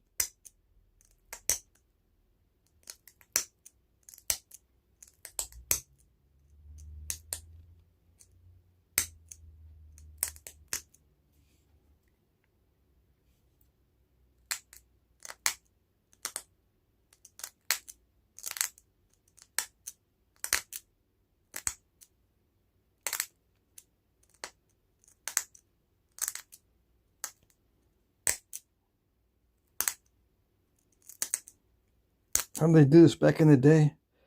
You can actually use a flake, a stone flake. I've got a video or two on how to do this with a stone flake. Pop those serrations in with a stone flake, believe it or not. It can work, yes. You just got to keep sharpening the flake, or getting another flake when it gets dull or cracked. And putting serrations in with a stone flake is very risky. It'll blow out the edge easily. Yeah, I've tried it several times.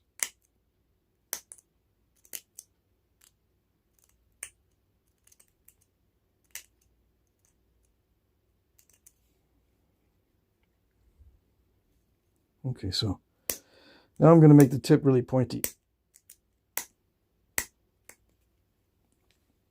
So you can kind of see, let me see.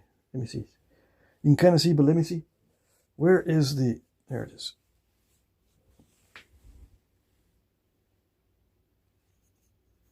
See little bitty serrations on the edges. And I put them in with this notching tool. Just pop those out on the edge. See that little bitty serrations? And I think I should put them here and here too.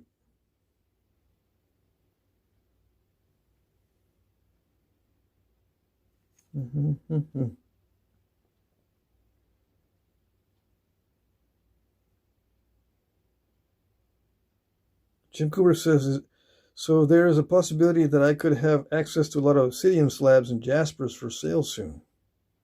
Cool. Yeah. Just if you want to put that info up on the community or on your channel, either one. I have no objections to anyone putting their stuff for sale up on the community on my channel. Just in case. Just in case you didn't know. It's all right. No objections.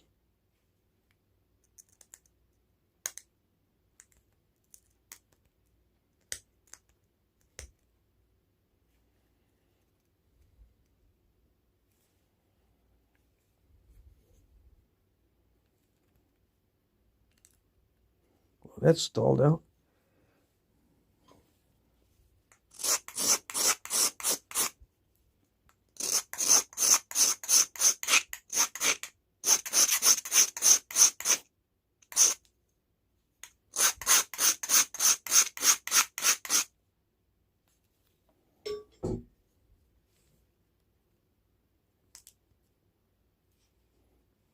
That's okay. Yeah, I won't worry about that. Oh yeah, I got to put some serrations down here too. It's important to have a sharp edge on the flaker, or a very pointy tip on a pressure flaker that's rounded. Oops.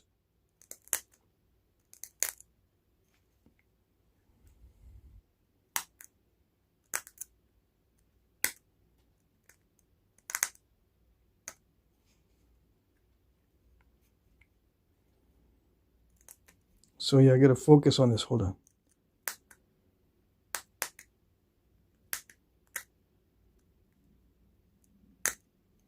Dang it.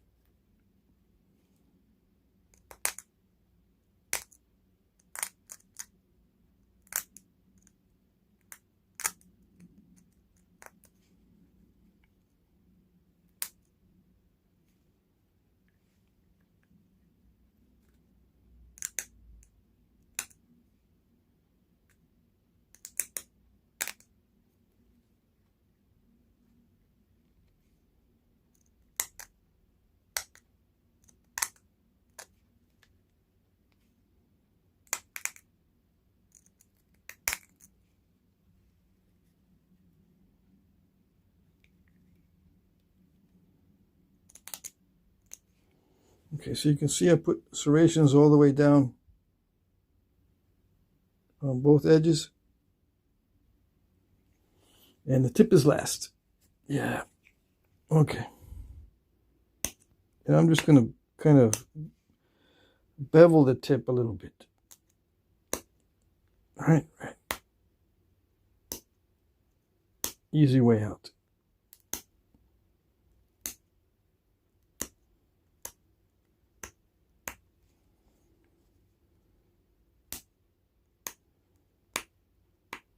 It'll put a little twist in the tip if I just bevel it.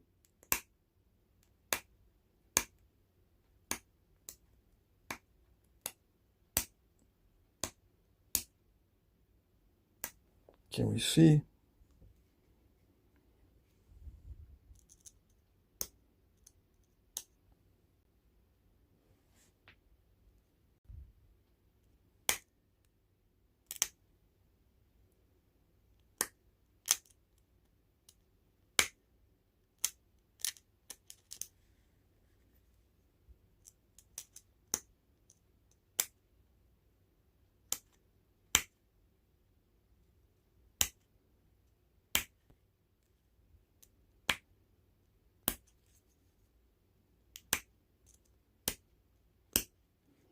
A little bit thick.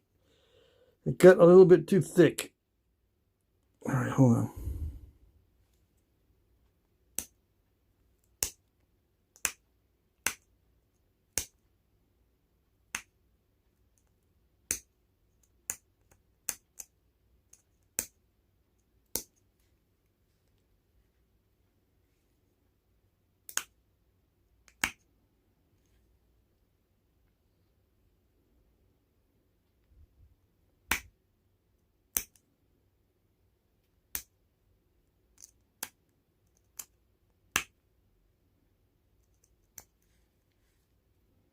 So it's still a little bit lumpy.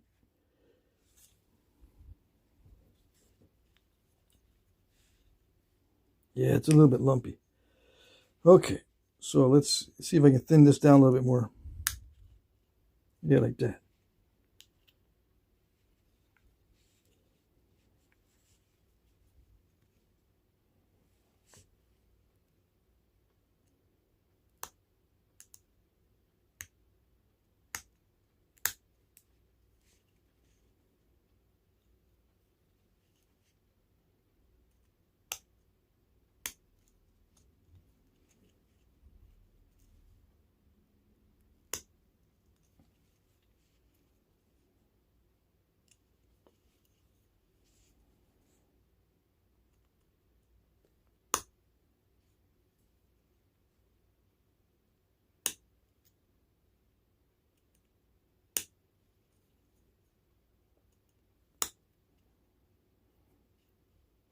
Yeah, I thought I was going to put a bevel in it, but I've got to actually flake both sides so I can thin this out.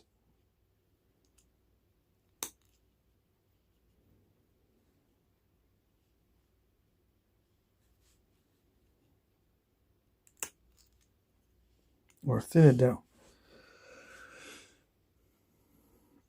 No, can't see.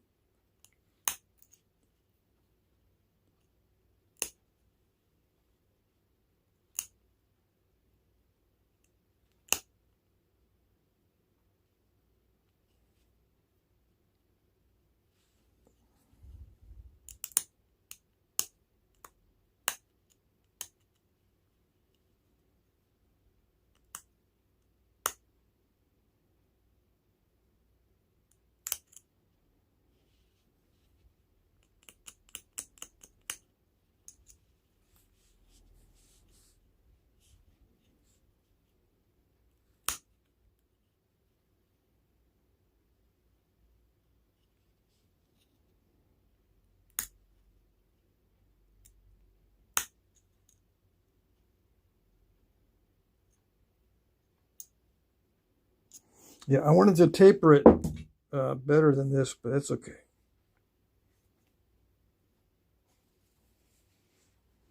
Yeah. That's it. What time is it?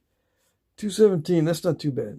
So yeah, I wanted to get that tip tapered down a little bit more, but that's all right. Yeah. Okay. And this.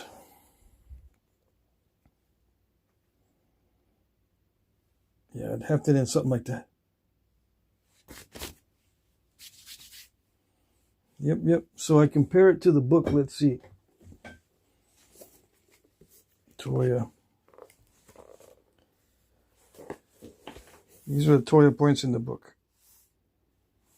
Okay, so my barb's a little bit too wide, or yeah, just a little bit. But to see those needle tips, a lot of these have long needle tips. Look at that one. Look at that. Yeah. So some of these have lots of serrations, deep serrations. There's a lot of variation in Toyas. This is not the only variation. They also have this multi-notch type also. I put little bitty serrations in the sides, like the ones in the book.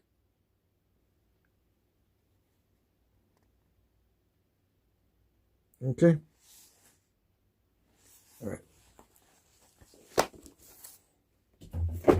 All right, so how would I haft it?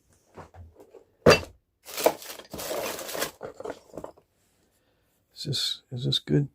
A little bit too thick.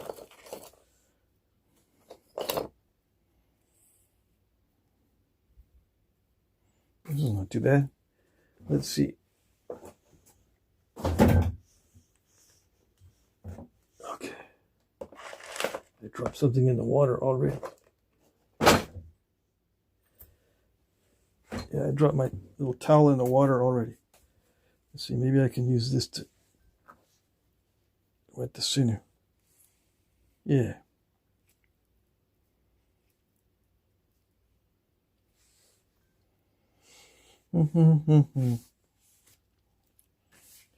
Jesse says, awesome point, Patrick. Thank you, thank you.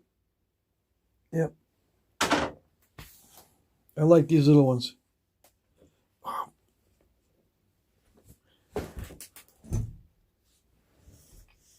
Look at the difference in size between the one yesterday. This is the one I made yesterday. Well, did I show the translucency? I don't know if it's translucent. Let's see. I think I showed the translucency of the one yesterday. Yeah. How about this one? This one doesn't have any. Right? It doesn't look like it. Nope. So it's a jasper. I guess. But yeah, I made that one yesterday, and I took the sinew off, and I'm reusing it again today. So on this, I'm trying to think here. What have I seen for the type of wrapping on these?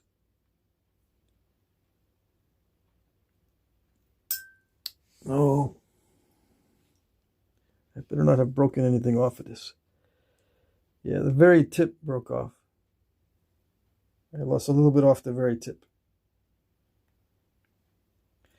So yeah, that's okay. I'll fix it.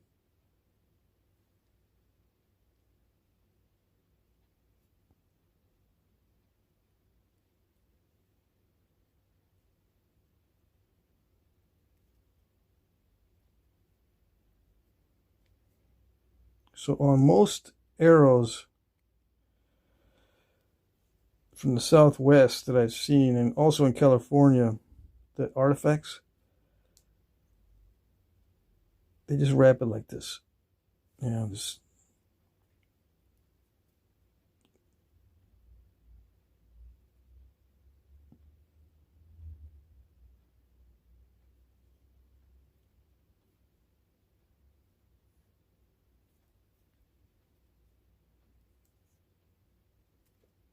I need to make sure I can hold down that end.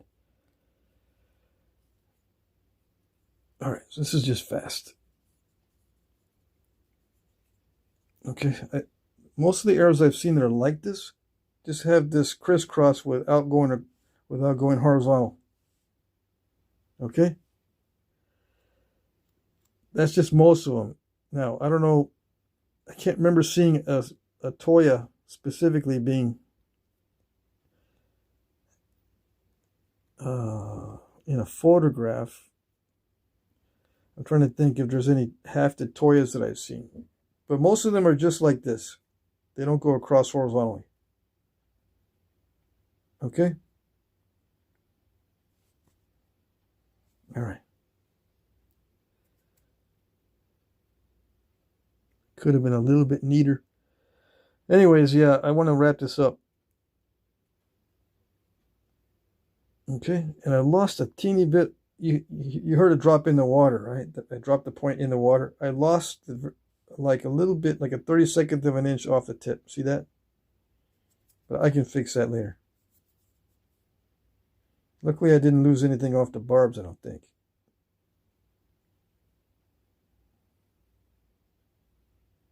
Yeah. Alrighty. What do we got? Yep, I'm going to say goodnight. Let's see what else we have. It's just like the one in the book that was missing its tip. Yeah, I take it that's happened a time or two, yeah. But yeah, I didn't use any modeling clay to simulate the glue. Usually that keeps it held in place, but you know, I thought I was being smart, but I smarted myself into being stupid. You know, by skipping the glue part with the pretend glue.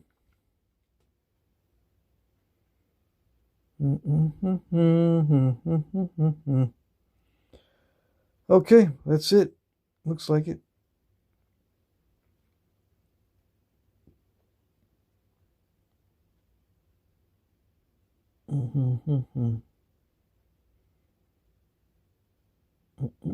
I'm checking the chat for any questions. There's a Jack's forum. There's a community, a YouTube community. If you find the community tab, there's a lot of posts on the community tab or under the tab. Let's see. If you go to my channel, Jack Crafty Flintknapping, it'll say community. And then you hit newest. And stuff will pop up that other people have been posting. And you can post all kinds of stuff in there. Okay? As long as it's Flintknapping related. Alright? Post napping flyers. Archeo skills type stuff. There's something for Rambo Ridge. Yeah. I haven't checked this in a while. Oh yeah. If I haven't put a like on it in a while, it'll stop me from doing it. See that? Request contains invalid argument. So I gotta like it within a day or two, or it's not gonna allow me to like it. Yeah, see, if it's already expired. Somehow it does that. So Faith and Sawdust posted something. Anyway, you can post your stuff on the community. All right. Is it clear? Clear as mud? Where's the chat? There it is. You're welcome. Chris Cox says, thanks. You're very welcome.